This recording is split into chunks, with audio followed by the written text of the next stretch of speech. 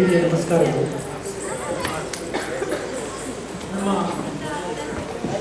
ಭಾರತ ದೇಶದಲ್ಲಿ ಪ್ರಮುಖವಾಗಿ ಎರಡು ವಂಶಗಳ ಬಗ್ಗೆ ಕಾಣಸಿಗ್ತವೆ. ಒಂದು ಸೂರ್ಯವಂಶ, ಇನ್ನೊಂದು ಚಂದ್ರವಂಶ.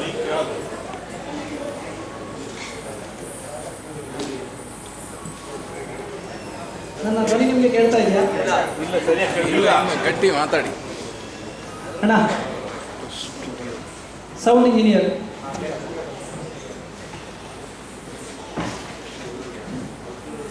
ನಮ್ಮ ಭಾರತ ಪರಂಪರೆಯಲ್ಲಿ ನಮಗೆ ಎರಡು ಪ್ರಮುಖ ವಂಶಗಳು ಕಾಣಸಿಗ್ತವೆ. ಒಂದು ಸೂರ್ಯವಂಶ, ಇನ್ನೊಂದು ಚಂದ್ರವಂಶ. ಮಾತಿಗೆ ಹೇಳುವಾಗ ಹೇಳ್ತೇವೆ, ತಡ ಹೇಳುವವರನ್ನ ಚಂದ್ರವಂಶದವರು, ಸೂರ್ಯವಂಶದವರು, ಬೇಗ ಹೇಳುವವರನ್ನ ಚಂದ್ರವಂಶದವರು ಅಂತ. ಸೂರ್ಯನಿಂದ ನಮ್ಮ ದಿನಚರಿ ಆರಂಭ ಆಗುತ್ತದೆ. ನಿನ್ನೆಯ ದಿನ ನಮ್ಮ ವಂಶದ ಪುರುಷನಲ್ಲಿಗೆ ತಲುಪಬೇಕಿತ್ತು, ಯಶಸ್ವಿಯಾಗಿ ತಲುಪಲಿಲ್ಲ. ಅದು ಸೋಲು ಅನ್ನುವ ನೆಲೆಯಿಂದ ನಮ್ಮ ಪ್ರೀತಿಯ ವಿಜ್ಞಾನಿಯವರ ಕಣ್ಣೀರು ನಮ್ಮ ದೇಶದ ಅರಸನ ಹೆಗಲ ಮೇಲೆ ಬಿದ್ದಿದೆ. ಅಂದರೆ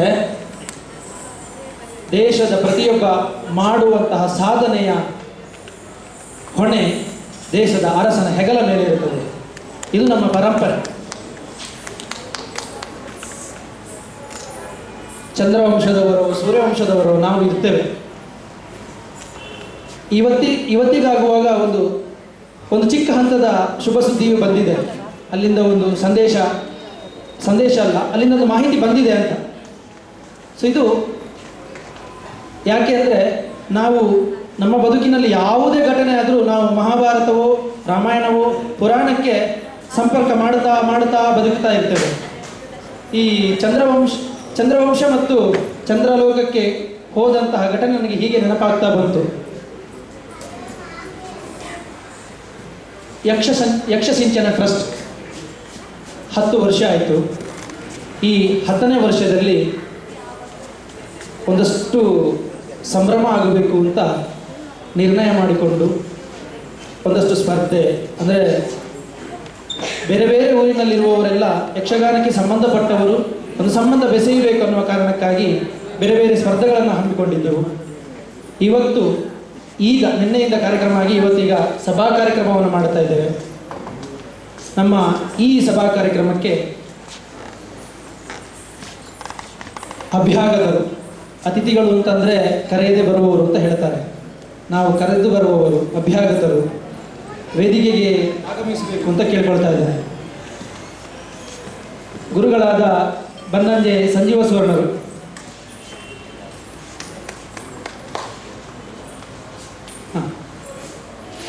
ಕುಣಿದಿದ್ದಾರೆ, ದಣಿದಿದ್ದಾರೆ, 2 ನಿಮಿಷ ಬಿಟ್ಟು ಬರ್ತಾರೆ. ದಿವಾಕರ್ ಹೆಗಡೆಯವರು ವೇದಿಕೆಯನ್ನು ಅಲಂಕರಿಸಬೇಕು.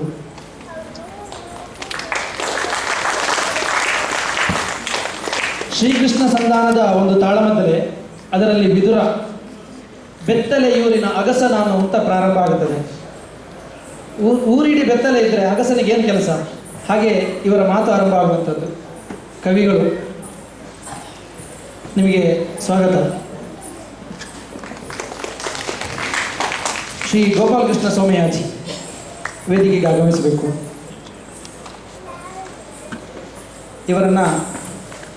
ಇವರ ಹೆಗಲ ಮೇಲೆ ಶಾಲು ಹೊದಿಸಿ ಸ್ವಾಗತಿಸಬೇಕು ಅಂತ ಕೇಳ್ಕೊಳ್ತಾ ಇದ್ದಾರೆ.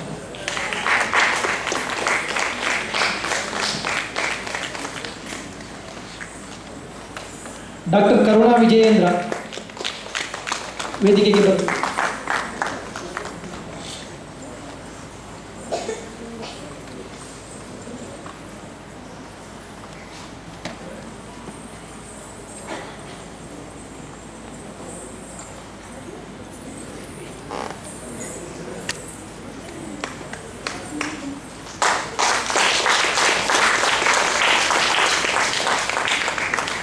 ಇವತ್ತಿನ ಗುರುವಂದನವನ್ನು ಸ್ವೀಕರಿಸಲಿರುವಂತಹ ಕೃಷ್ಣಮೂರ್ತಿ ತುಂಗರು ವೇದಿಕೆಗೆ ಆಗಮಿಸಬೇಕು.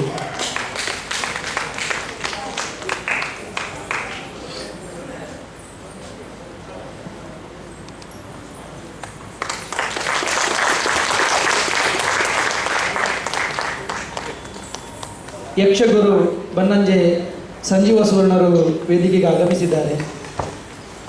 ವರ್ಷ 64 ದಾಟಿ 65 ಆಗಿದೆ. ವಾಮನ ಬಲಿಚಕ್ರವರ್ತಿಯಲ್ಲಿ ಬಂದು 3 ಹೆಜ್ಜೆ ಕೇಳ್ತಾನೆ, ಗುರುಗಳೇ ನೀವು ನಮ್ಮ ಹೃದಯದಲ್ಲಿ ಅಸಂಖ್ಯ ಹೆಜ್ಜೆಯನ್ನು ಇಟ್ಟಿದ್ದೀರಿ. ಇವರು ಹೆಜ್ಜೆ ಇಡುವಾಗ ಯಾವುದಾದ್ರೂ ಪ್ರೇಕ್ಷಕನ ಹೃದಯ ಕಲ್ಲಾದರೆ ಅದು ಅಹಲ್ಯ ಆಗುತ್ತದೆ, ನಿಮ್ಮ ಪಾದ ರಾಮನದ್ದಾಗುತ್ತದೆ, ಕಲ್ಲಿಗೆ ಜೀವ ಕೊಡ್ತೀರಿ. ಕೃಷ್ಣಮೂರ್ತಿ ತುಂಗ ಅವರು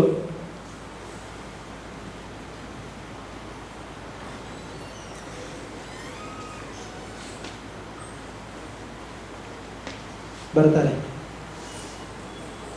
ಈಗ ಇಡೀ ನಮ್ಮ ಯಕ್ಷಸಿಂಚನ ಟ್ರಸ್ಟ್ ದಶಮಾನೋತ್ಸವ ಈ ಹೊತ್ತಿನಲ್ಲಿ ಶಶಿರಾಜ್ ಸೋಮಾಯಿಜಿ ಅವರು ಪ್ರಾಸ್ತಾವಿಕ ಭಾಷಣ ಮಾಡಬೇಕು ಅಂತ ಕೇಳ್ಕೊಳ್ತಾ ಇದ್ದೇನೆ. ಶಶಿರಾಜ್ ಸೋಮಾಯಿಜಿ. ನಮಸ್ಕಾರ.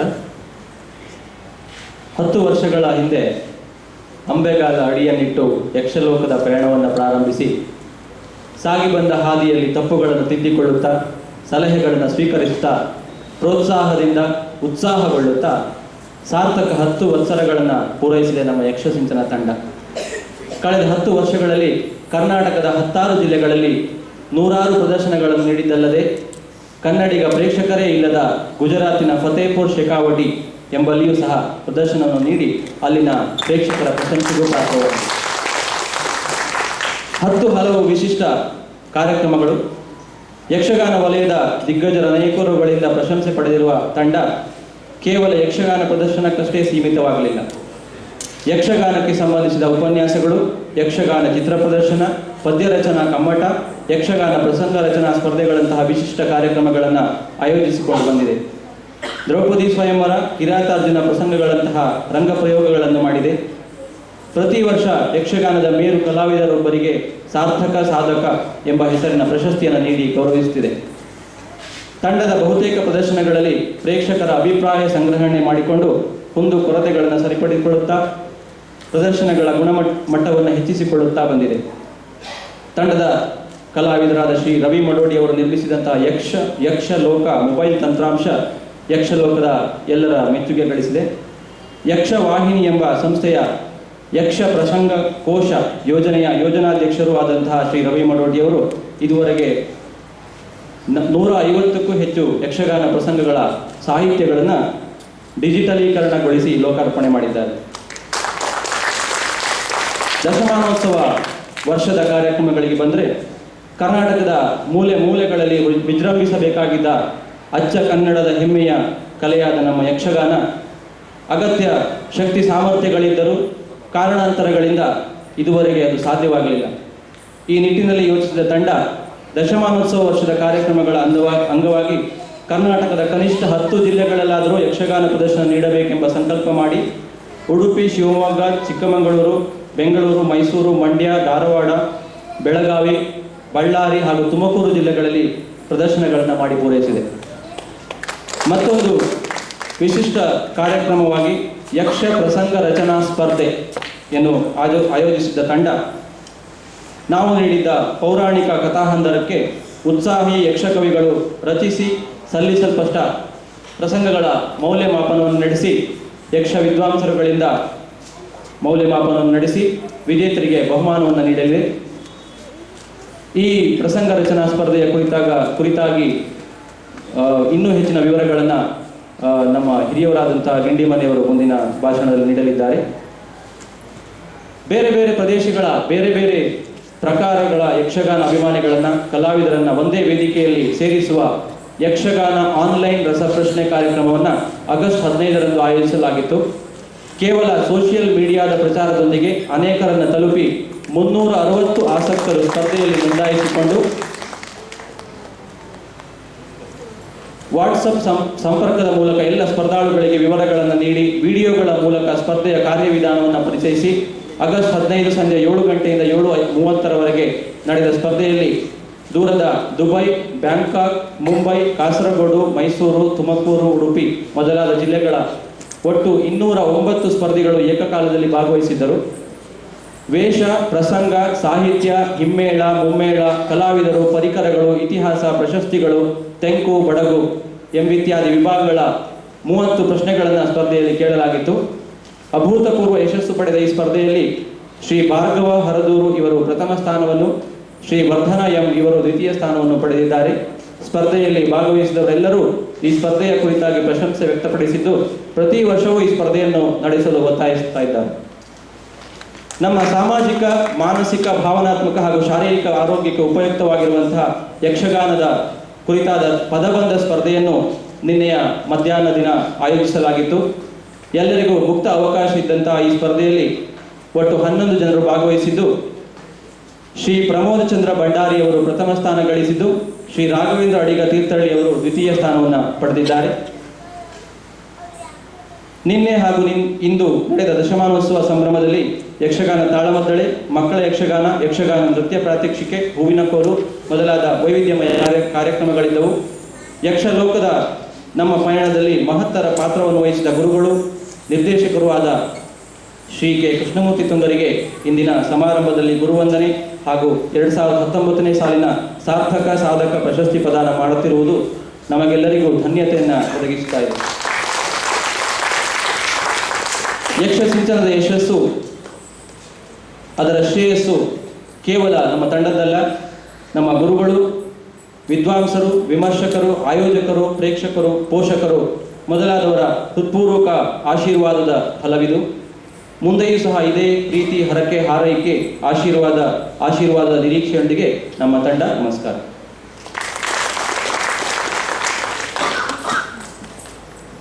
ನಮಗೆ ಕವಿಗಳು ಅಂತಂದರೆ ನಮ್ಮ ಮನಸ್ಸಿಗೆ ಬರುವ ಚಿತ್ರ ಹಳೆಯ ಅಜ್ಜ, ಇಲ್ಲಿನೊಂದಷ್ಟು ಕೂದಲು, ಇಲ್ಲಿನೊಂದಷ್ಟು ಕೂದಲು, ಒಂದು ಕನ್ನಡಕ. ಆದರೆ ನಮ್ಮ ಯಕ್ಷಗಾನ ಪ್ರಸಂಗ ಸ್ಪರ್ಧೆಯನ್ನು ಮಾಡಿದಾಗ ಅದರಲ್ಲಿ ಭಾಗವಹಿಸಿದ ಕವಿಗಳು ಮತ್ತು ಬಹುಮಾನವನ್ನು ಗೆದ್ದ ಕವಿಗಳದ್ದು ಇನ್ನೂ ಕೂದಲಿನ ಬಣ್ಣ ಮಾಸಲಿಲ್ಲ, ಸರಿಯಾಗಿ ಮೀಸೆ ಹುಟ್ಟಲಿಲ್ಲ ಅಂತ ಹೇಳಬಹುದು. ಈ ಸ್ಪರ್ಧೆಯ ಬಗ್ಗೆ ಅವಲೋಕನ ಮಾಡಬೇಕು ಅಂತ ಗಿಂಡಿ ಮನೆ ಮೃತ್ಯುಂಜಯ ಅವರನ್ನು ಕೇಳ್ಕೊಳ್ತಾ ಇದ್ದೀನಿ.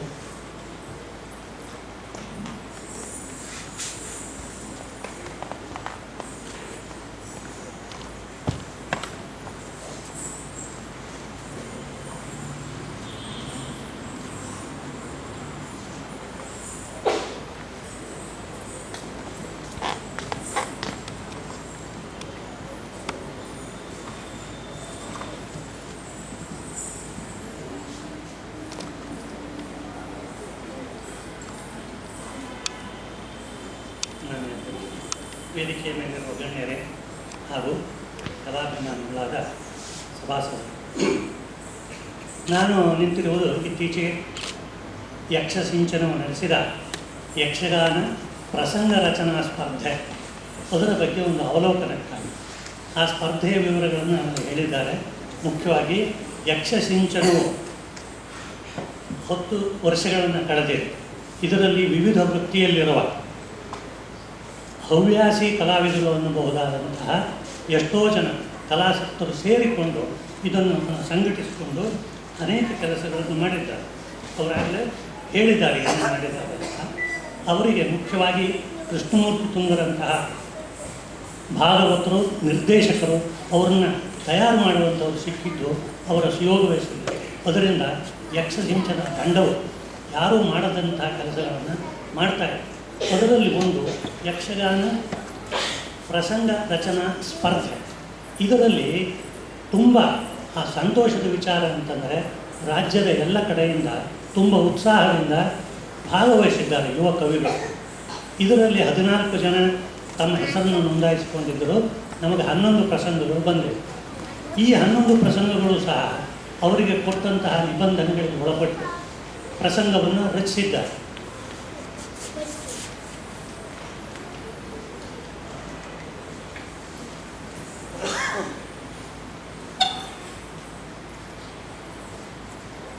ಒಂದು ಅವಲೋಕನ ಮಾಡಬೇಕು ಅಂತಂದರೆ ಯಕ್ಷಗಾನ ಪ್ರಸಂಗ ರಚನೆ ಇವತ್ತಿನ ಕಾಲ ಬದಲಾವಣೆಯಾಗಿರುವುದರಿಂದ ಪ್ರಸಂಗಗಳ ರಚನೆಯೂ ಬದಲಾಗಬೇಕಾಗ್ತದೆ. ಹಿಂದಿನಂತೆ ರಾತ್ರಿ ಬೆಳವರಿಗೆ ಆಟ ಮಾಡೋ ಕಾಲ ಅಲ್ಲ ಇದು. ಕಾಲ ಮಿತಿಯಲ್ಲಿ ಒಂದು ಪ್ರಸಂಗವನ್ನು ಮಾಡಬೇಕು. ಈಗ ಎಷ್ಟೋ ಕಡೆ ತೊಡಕು ಏನಾಗ್ತಾ ಇದೆ ಅಂತಂದರೆ 300-400 ಪದಗಳನ್ನು ರಚಿಸಿದರೂ ಸಹ ಆ ಕಾಲ ಮಿತಿಗೆ ಅಳವಡಿಸಬೇಕಂತ ಅದರಲ್ಲಿ ಕೆಲವೇ ಪದಗಳನ್ನು ಹೆಕ್ಕಿ ಅದನ್ನು ಮಾತ್ರ ಆಡುವಂಥ ಅನಿವಾರ್ಯ ಅಂತ ಹೇಳಿ ಅದು ಬಂದಿದೆ. ಅದರಿಂದ ಏನಾಗಿದೆ, ಚಂದ್ರಾವಳಿ ವಿಲಾಸದಂಥ ಪ್ರಸಂಗ ಅಶ್ಲೀಲ ಪ್ರಸಂಗವಾಗಿ ಪರಿವರ್ತನೆ ಹೊಂದಿದೆ. ಯಾಕೆ, ಅದರಲ್ಲಿ ಅಗತ್ಯವಿರುವಂಥ ಕೆಲವೇ ಜನರಂಜನೆಯಾಗುವಂಥ ಭಾಗಗಳನ್ನು ತಗೊಂಡು ಪ್ರಸಂಗ ಮಾಡೋದು, ಆಟ ಮಾಡೋದರಿಂದ ಅದರ ಉಳಿದ ಭಾಗಗಳು ಜನಗಳಿಗೆ ಕಂಡು ಬರದೆ ಈ ಪ್ರಸಂಗಗಳು ಈ ರೀತಿಯಾಗಿ ಒಂದು ಥರದ ಈ ಸಾರನ್ನು ಹೆಚ್ಚು ಹೆಚ್ಚು ಬಗ್ಸಿದರೆ ಹೇಗೆ ಒಗರಾಗುತ್ತದೆ ಆ ಥರ ಆಗ್ತಾ ಇದೆ. ಅದಕ್ಕೆ ಈಗ ಯುವ ಕವಿಗಳು ಏನು ಮಾಡಬಹುದು ಅಂತಂದರೆ, ಇವತ್ತಿನ ಕಾಲಮಾನ ಕ್ಲುಪ್ತವಾದ ಸಮಯಕ್ಕೆ ಒಂದು ಕಥೆಯನ್ನು ಯಕ್ಷಗಾನೀಯವಾಗಿ ಬರೆದರೆ ಅದು ಹೆಚ್ಚಿನ ರಂಜನೆಗೆ ಒದಗುತ್ತದೆ. ಅದರಂಥ ಹಳೆಯ ಪ್ರಸಂಗಗಳನ್ನು ತಿರಸ್ಕರಿಸಬೇಕು ಅಂತಲ್ಲ, ಅವುಗಳು ಬಹಳ ಶ್ರೇಷ್ಠವಾದವುಗಳು. ಅವುಗಳನ್ನು ಬಿಟ್ಟು ನಾವು ಏನೂ ಮಾಡಲಿಕ್ಕಾಗೋದಿಲ್ಲ. ಅದರ ನೆರಳಿನಲ್ಲಿಯೇ ನಮ್ಮ ಮುಂದಿನ ಪಯಣ ಸಾಗಬೇಕಾಗಿದೆ. ಆದರೆ ಇವರಿಗೆ ಇದೊಂದು ಪಂಥಾಹ್ವಾನ ಇದೆ ಯಕ್ಷಗಾನ ಕ್ಷೇತ್ರದಲ್ಲಿ. ಕೇವಲ 2 ಗಂಟೆ 1.5 ತಾಸು 2 ತಾಸಿನಲ್ಲಿ ಅಳವಡಿಸಬಹುದಾದಂಥ ಪ್ರಸಂಗಗಳನ್ನು ಕನ್ನಡಿಯಲ್ಲಿ ಆನೆಯನ್ನು ತೋರಿಸದಂತೆ ವಿಕಾರ ಆಗದೆ ಯಾವುದೋ ಒಂದು ಭಾಗವನ್ನು ಮಾಡಿ ತೋರಿಸಿ ಅದಕ್ಕೆ ಪ್ರಸಂಗ ಅಂತ ಹೇಳಲಿಕ್ಕಾಗೋದಿಲ್ಲ. ಆ ಥರ ಮಾಡೋದು ಬದಲು ಒಂದು ಸಮಗ್ರ ಕಥೆಯನ್ನು ಆ ಕಾಲಮಿತಿಯಲ್ಲಿ ಕಟ್ಟಿಕೊಡಬಹುದಾದ ಪ್ರಸಂಗಗಳನ್ನು ರಚಿಸುವ ಒಂದು ಜವಾಬ್ದಾರಿ ಹೊಣೆ ಅವರ ಮೇಲೆ. ಪ್ರಸಂಗಕರ್ತರು ಅಂತ ಹೇಳುವಾಗ ಅವರು ಪ್ರಸಂಗಕರ್ತರು ತುಂಬ ತಮ್ಮ ಮೇಲಿರುವ ಜವಾಬ್ದಾರಿಯನ್ನು ತಿಳಿದುಕೊಳ್ಳಬಹುದು. ಪ್ರಸಂಗ ರಚನೆ ಅಂದರೆ ಕೇವಲ ಏನೋ ಒಂದು ಬರದೆ ಅಂತಲ್ಲ. ಪ್ರಸಂಗದ ಕವಿ ಮೂಲತಃ ಒಬ್ಬ ನಿರ್ದೇಶಕ. ಅವನು ಪದ್ಯದಲ್ಲಿ ಏನು ಬರೆದಿದ್ದಾನೆ ಅದನ್ನು ಕಲಾವಿದ ಮಾಡಲೇಬೇಕಾಗ್ತದೆ. ಈಗ ಕುಸಿದು ಕುಳಿತ ಅಂದರೆ ಕುಸಿದು ಕುಳಿತುಕೊಳ್ಬೇಕು ಕಲಾವಿದ, ಮುಮ್ಮೇಳದ ಕಲಾವಿದ. ಭಾಗವತರು ನಿರ್ದೇಶಕರು ನಿಜ, ಆದರೆ ಅವರಿಗಿಂತ ಹಿಂದೆ ಕವಿಯಾದವನು ಕಥೆ ಹೇಗೆ ನಡೀಬೇಕು ಅನ್ನುವ ನಿರ್ದೇಶನವನ್ನು ಕೊಟ್ಟಿದ್ದಾನೆ. ಈ ಮಾತನ್ನು ಕೇಳಿದೊಡನೆ ಅವನು ಕಿಡಿಕಿಡಿಯಾದ ಅಂದರೆ ಅಷ್ಟು ಕ್ರೋಧವನ್ನು ತೋರಿಸ್ಬೇಕು. ಅವನು ಸ್ವಲ್ಪ ಸಿಟ್ಟು ಬಂತು ಅಂದ್ರೆ ಸ್ವಲ್ಪನೇ ತೋರಿಸ್ಬೇಕು.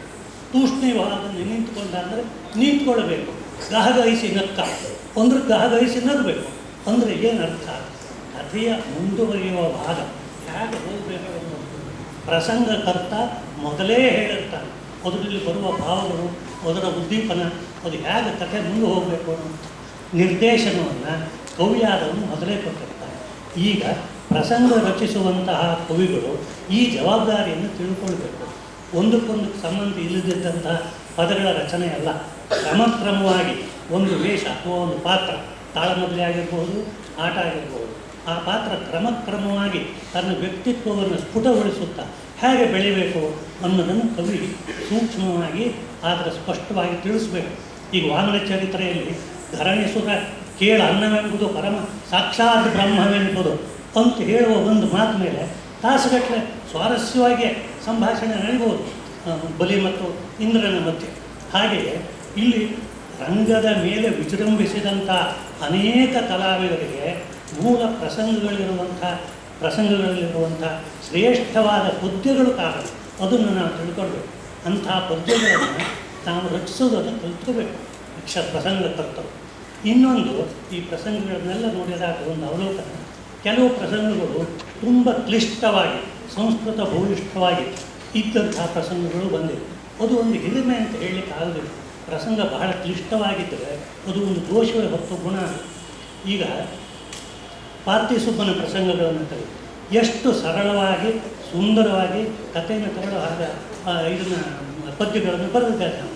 ಅದು ಯಾವ ದೃಷ್ಟಿಯಲ್ಲೂ ಅದು ಕೆಳಮಟ್ಟದ ಪದ್ಯಗಳ ಅಲ್ಲವೇ ಅಲ್ಲ. ಅದೇ ರೀತಿಯಲ್ಲಿ ನಾವು ಸರಳವಾಗಿದ್ದರೂ ಸುಂದರವಾದಂತಹ ಪ್ರಸಂಗಗಳನ್ನು ರಚಿಸುವುದರ ಕಡೆ ಮುಂದಿನ ಕವಿಗಳು ಲಕ್ಷ್ಯ ಕೊಡಬೇಕು. ಈಗ ಇವತ್ತಿನ ತರುಣರಿಗೆ ಯಕ್ಷಗಾನದ ಮೇಲೆ ಪ್ರೀತಿ ಇಲ್ಲ ಅನ್ನುವಂಥದ್ದನ್ನು ಯಕ್ಷಸಿಂಚನದಂತಹ ತಂಡ ಸುಳ್ಳು ಮಾಡಿ ನಮಗೆ ಬಹಳ ಸಂತೋಷ ಆಗ್ತದೆ.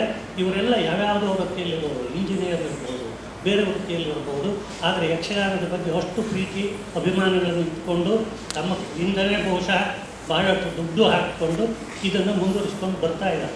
ಆದ್ದರಿಂದ ಅವ್ರಿಗೆ ಪ್ರೀತಿ ಇಲ್ಲ ಅದನ್ನು ಇವರು ಸುಳ್ಳು ಮಾಡಿದರೆ ಈ ಪ್ರಸಂಗ ರಚನಾ ಸ್ಪರ್ಧೆಯನ್ನು ಏರ್ಪಡಿಸಿ ಈ ಮಟ್ಟದಲ್ಲಿ ಅದಕ್ಕೆ ಪ್ರತಿಕ್ರಿಯೆ ಬಂದಿದ್ದು, ಇಷ್ಟು ಉತ್ತಮವಾದ ಪ್ರಸಂಗಗಳ ರಚನೆಯಾಗಿತ್ತು. ಇದನ್ನು ನೋಡಿದರೆ ಯಕ್ಷಗಾನ ಕವಿಗಳಿಗೆ ಪೌರಾಣಿಕ ಪ್ರಸಂಗಗಳನ್ನು ರಚಿಸುವ ಸಾಮರ್ಥ್ಯ ಇಲ್ಲ ಅಥವಾ ಇನ್ನೂ ಅಂಥ ಕವಿಗಳು ಹುಟ್ಟೋದಿಲ್ಲ ಅನ್ನೋದನ್ನು ಸುಳ್ಳು ಮಾಡಿದ್ದಾರೆ ಇವತ್ತು. ಅದು ಮತ್ತೂ ಸಂತೋಷ. ಈಗ ಇದನ್ನು ಆರಂಭ ಮಾಡಿದ್ದಾರೆ, ಆದರೆ ಇದು ಬೆಳಿಬೇಕು, ಇಲ್ಲಿಗೆ ನಿಲ್ಲಬಾರದು. ಈ ಪ್ರಸಂಗ ರಚನಾ ಸ್ಪರ್ಧೆಗೆ ಎಷ್ಟೋ ಜನ ಕವಿಗಳು ಬಹುಶಃ ತಾವು ಒಂದು ಕಾಣಿಕೆಯನ್ನು ಕೊಡ್ಬೋದಾಗಿತ್ತು, ಆದರೆ ಎಷ್ಟೋ ಜನ ಹಿಂಜರಿತಾರೆ ಮೊದಲನೇ ಸಲ ಬಂದಿದ್ದು. ಆದರೆ ಈ ಸಾರಿ ಇದನ್ನು ನೋಡಿದ ಮೇಲೆ ಅವರಿಗೆ ಉತ್ಸಾಹ ಬರ್ತದೆ. ಆದ್ದರಿಂದ ಇನ್ನೂ ಹೆಚ್ಚಿನ ಕವಿಗಳು ಇದರಲ್ಲಿ ಬರುತ್ತಾರೆ. ಆದರೆ ಮಧ್ಯೆ ಒಂದು ದೊಡ್ಡ ಗ್ಯಾಪ್ ಬೀಳಬಾರದು.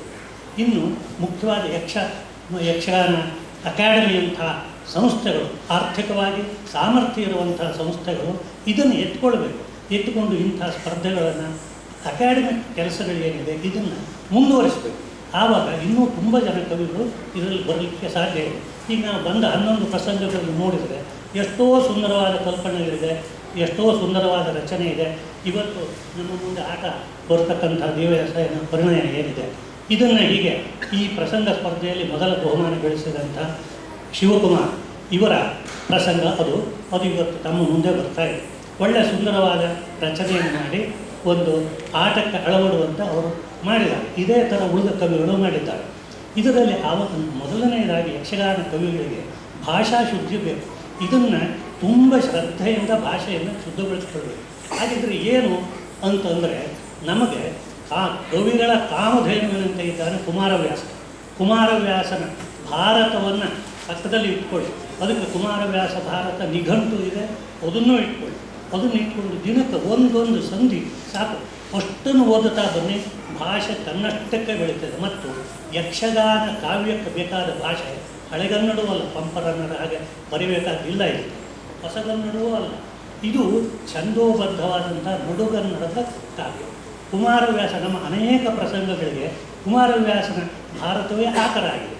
ಅದನ್ನು ನೀವು ಓದ್ತಾ ಬರ್ತಾರೆ, ಭಾಷೆಯು ಶುದ್ಧ ಆಗ್ತದೆ, ಹೊಸ ಹೊಸ ಶಬ್ದಗಳ ಅರಿವು ಬರ್ತದೆ.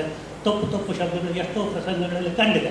ವಿರಂಚಿ, ಪುರಂಧರ, ದೃಢ ಇಂಥದ್ದೆಲ್ಲ ಬೇಕಾದಷ್ಟು ಭೇದ, ಬೇಕಾದಷ್ಟು ಶಬ್ದಗಳು ನಮ್ಮಲ್ಲಿ ಈಗ ಬೇರೆ ಬೇರೆ ಮಾಧ್ಯಮಗಳು ತಪ್ಪು ಹೇಳಿ ನಮಗೆ ಅದು ಯಾವುದು ಸರಿ ಯಾವುದು ತಪ್ಪು ಅಂತ ಗೊತ್ತಾಗದಿದ್ದ ಸ್ವರೂಪ ಬಂದಿದೆ. ಆದ್ದರಿಂದ ಇದರ ಮೂಲ ಸ್ವರೂಪ ಏನು, ಅದನ್ನು ಕುಮಾರವ್ಯಾಸ ಅದಕ್ಕೆ ಕಾವ್ಯಕ ಗುರುವೇನಲ್ಲ, ಅವನು ನಿಜವಾಗಿ ಕಾವ್ಯಕ ಗುರು. ಅದನ್ನು ಪ್ರಸಂಗ ರಚನೆ ಮಾಡಬೇಕಾದ ಪ್ರತಿಯೊಬ್ಬರು ಕುಮಾರವ್ಯಾಸ ಭಾರತವನ್ನು ಅದರ ನಿಘಂಟನ್ನು ಇಟ್ಟುಕೊಂಡ್ರೆ ಮುಂದಿನ ಪ್ರಸಂಗ ರಚನೆಗೆ ತುಂಬ ಅನುಕೂಲ. ಇದನ್ನು ಗಮನದಲ್ಲಿ ಇಟ್ಕೊಳ್ಬೇಕು. ಬಹುಶಃ ಈ ಅವಲೋಕನ ಮಾಡಿದರೆ ಅದರಲ್ಲಿ ಕಂಡುಬಂತಹ ದೋಷಗಳೆಲ್ಲ ಪಟ್ಟಿ ಇದೆ. ಇದನ್ನು ನಿರ್ಣಯಿಸುವವರು ಸುಮ್ಮನೆ ಇದು ಮೊದಲನೇ ಸ್ಥಾನ ಇದೆ ಎರಡನೇ ಸ್ಥಾನ ಅಂತ ಹೇಳಲಿಲ್ಲ. ಅದರಲ್ಲಿ ಗುಣದೋಷಗಳು ಎರಡನ್ನೂ ಪಟ್ಟಿ ಮಾಡಿದ್ದಾರೆ. ಬೇಕಾದವರು ಯಕ್ಷಸಿಂಚನನ್ನು ಕೇಳಿಕೊಂಡು ನನ್ನಲ್ಲಿ ಏನೇನು ತಪ್ಪಿತ್ತು ಅಂತ ಹೇಳಿದರೆ ಸಂತೋಷವಾಗಿ ಕೊಡ್ಬೋದು, ಅದರ ಸರಿಯಾದ ಸ್ವರೂಪ ಏನು ಅಂತ ತಿಳಿಸ್ಬೋದು. ಹೀಗೆ ಬೆಳೆದು ಇನ್ನು ಮುಂದೆ ಇನ್ನೂ ಉತ್ತಮವಾದ ಪ್ರಸಂಗಗಳು ಬರಲಿ, ಅವರಿಂದ ಅದನ್ನು ಹೀಗೆ ಆಟ ಆಡಲಿ ಅಂತ ನಾನು ಅಪೇಕ್ಷಿಸ್ತೇನೆ. ಇನ್ನು ಇವತ್ತಿನ ಪ್ರಸಂಗ ರಚನೆ ಮಾಡಿದಂತಹ ಕವಿಗೆ ತನ್ನ ಒಂದು ಕೃತಿ ಇವತ್ತು ರಂಗದ ಮೇಲೆ ಬರೋದನ್ನು ನೋಡಿ ತುಂಬ ಸಂತೋಷವಾಗೋದ್ರಲ್ಲಿ ಯಾವ ಅನುಮಾನವೂ ಇಲ್ಲ. ಯಾಕೆಂದರೆ ಪ್ರಸಂಗ ಎನ್ನುವಂಥದ್ದು ಕೇವಲ ಅಕ್ಷರ ರೂಪದಲ್ಲಿರುವ ಸಾಹಿತ್ಯ, ಅದು ಒಂದನೇ ಆಯಾಮದಲ್ಲಿರುತ್ತೆ. ಅದನ್ನು ಭಾಗವತರು ಹಿಮ್ಮೇಳದ ಕಲಾವಿದರೊಂದಿಗೆ ಅದನ್ನು ಹಾಡಿದಾಗ ಅದಕ್ಕೆ ಎರಡನೇ ಆಯಾಮ ಬರ್ತದೆ, ಸ್ವಲ್ಪ ಜೀವ. ಅದೇ ರಂಗಸ್ಥಳದ ಮೇಲೆ ವೇಷಭೂಷಣ ಸಹಿತವಾಗಿ ಆ ಪಾತ್ರಗಳು ವಿಜೃಂಭಿಸುವುದನ್ನು ಕಂಡಾಗ ಅವಕ್ಕೆ ಜೀವ ಬಂದು ತಾನು ಅಕ್ಷರದಲ್ಲಿದ್ದಂಥ ಆ ವ್ಯಕ್ತಿ ಇಲ್ಲಿ ರಂಗದಲ್ಲಿ ಮೂರ್ತ ಸ್ವರೂಪವಾಗಿ ಬರುವುದನ್ನು ನೋಡಿದಾಗ ನಿಜವಾಗಿ ಕುತೂಹಲವಾದಂತಹ ಸಂತೋಷ ಕವಿರಾಗ್ತದೆ. ಇಂಥ ಸಂತೋಷಕ್ಕೆ ನೀವು ಭಾಜನರಾಗಬೇಕು ಅಂತಾದರೆ ಹೆಚ್ಚು ಹೆಚ್ಚು ಕವಿಗಳು ಮುಂದೆ ಬರಬೇಕು, ಅವರ ಪ್ರಸಂಗಗಳು ಇದೇ ರೀತಿಯಲ್ಲಿ ಆಡಲ್ಪಡಬೇಕು. ಆ ಒಂದು ಅಪೇಕ್ಷೆಯನ್ನು ಇಟ್ಟುಕೊಂಡು ಹೆಚ್ಚೆಚ್ಚು ಜನ ಇದರಲ್ಲಿ ಬರಲಿ ಅಂತ ನಾನು ಅಪೇಕ್ಷಿಸ್ತೇನೆ. ಈ ಒಂದು ಸಂದರ್ಭದಲ್ಲಿ ಈ ಪ್ರಸಂಗದ ಬಗ್ಗೆ ಅವಲೋಕನ ಮಾಡಲಿಕ್ಕೆ ಒಂದು ಅವಕಾಶವನ್ನು ಮಾಡಿದಂಥ ಯಕ್ಷಸಿಂಚನ ನನ್ನ ಗೆಳೆಯರಿಗೆ ನನ್ನ ತುಂಬ ಹೃದಯದ ಕೃತಜ್ಞತೆಗಳು. ಇದುವರೆಗೆ ತಾಳ್ಮೆಯಿಂದ ನನ್ನ ಮಾತನ್ನು ಕೇಳೋದಕ್ಕೆ ತಮಗೂ ಸಹ ವಂದನೆಗಳು.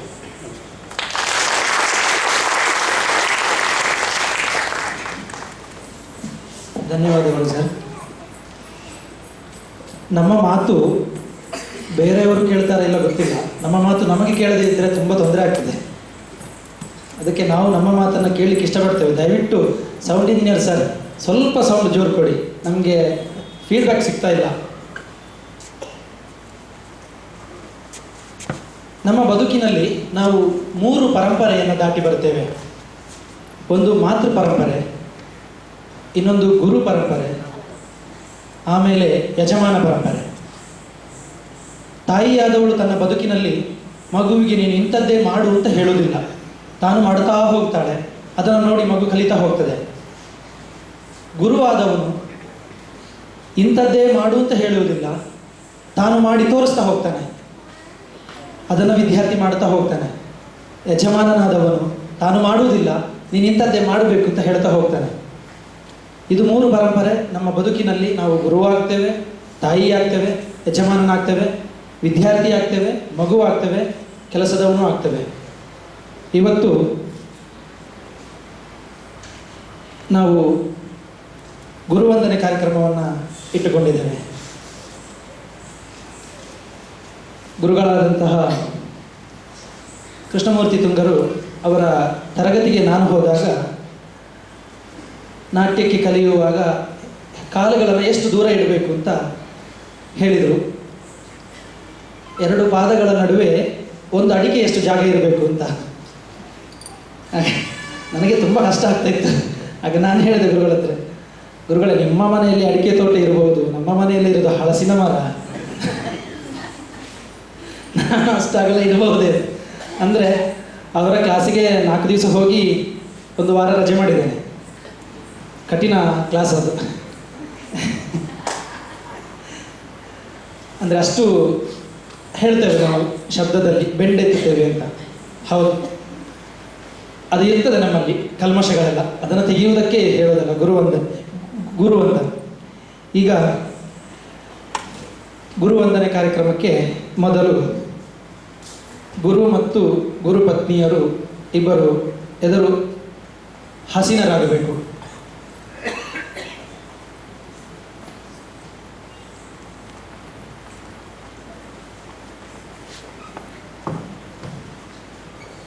ಬನ್ನಿ ಬನ್ನಿ.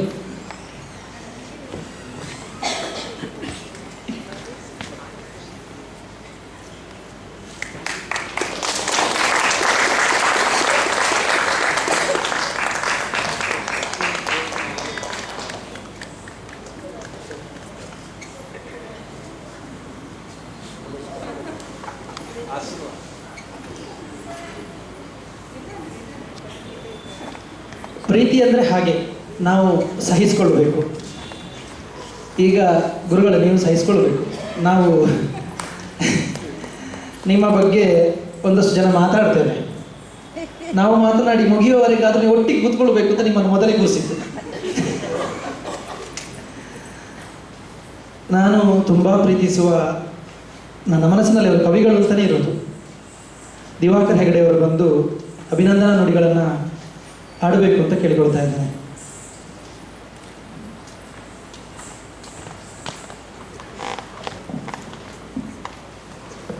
ಎಲ್ಲರಿಗೂ ನಮಸ್ಕಾರ. ಇಂದಿನ ಅಭಿನಂದನೆಗೆ ಪಾತ್ರರಾಗಿರುವಂಥ ಗುರುಗಳಾದಂಥ ಕೃಷ್ಣಮೂರ್ತಿ ತುಂಗರೆ, ಅವರಿಗೆ ಗುರುಗಳಾದಂಥ ಸಂಜೀವ ಸುವರ್ಣರೇ, ಸೋಮಯಾಜಿಗಳೇ ಹಾಗೂ ಡಾಕ್ಟರ್ ಕರುಣಾ ವಿಜೇಂದ್ರ ಅವರೇ, ಎಲ್ಲ ಸಹೃದಯರೇ, ಕೃಷ್ಣಮೂರ್ತಿ ತುಂಗರ ಕುರಿತು ಅಭಿನಂದನೆಯ ಮಾತುಗಳನ್ನು ಆಡಬೇಕು ಅಂತಂದರೆ ಬಹಳ ಸಂತೋಷ ಅನ್ನಿಸ್ತದೆ. ಯಾಕಂದರೆ ಎಲ್ಲ ಸಂಗತಿಗಳು ಏನೇ ಮಾಡಿದರೂ ಅದು ಯಶಸ್ವಿಯಾಗುವಾಗ ಅದಕ್ಕೊಂದಿಷ್ಟು ಮಾರುಕಟ್ಟೆಯ ನಿಯಮಗಳನ್ನು ಅಳವಡಿಸದೇ ಇದ್ದರೆ ಸಾಧ್ಯ ಆಗೋದಿಲ್ಲ ಅನ್ನುವ ಕಾಲದಲ್ಲಿ ಆ ಮಾರುಕಟ್ಟೆಯ ಯಾವ ನಿಯಮವನ್ನೂ ಅನುಸರಿಸದೆ ಯಕ್ಷಗಾನ ಗುರುಗಳಾಗಿ ಯಶಸ್ವಿಯಾಗಿದ್ದಾರಲ್ಲ, ಹಾಗಾಗಿ ಅವರನ್ನು ಅಭಿನಂದಿಸಬೇಕು ಅಂತ ಅನ್ನಿಸ್ತದೆ ನಮಗೆ.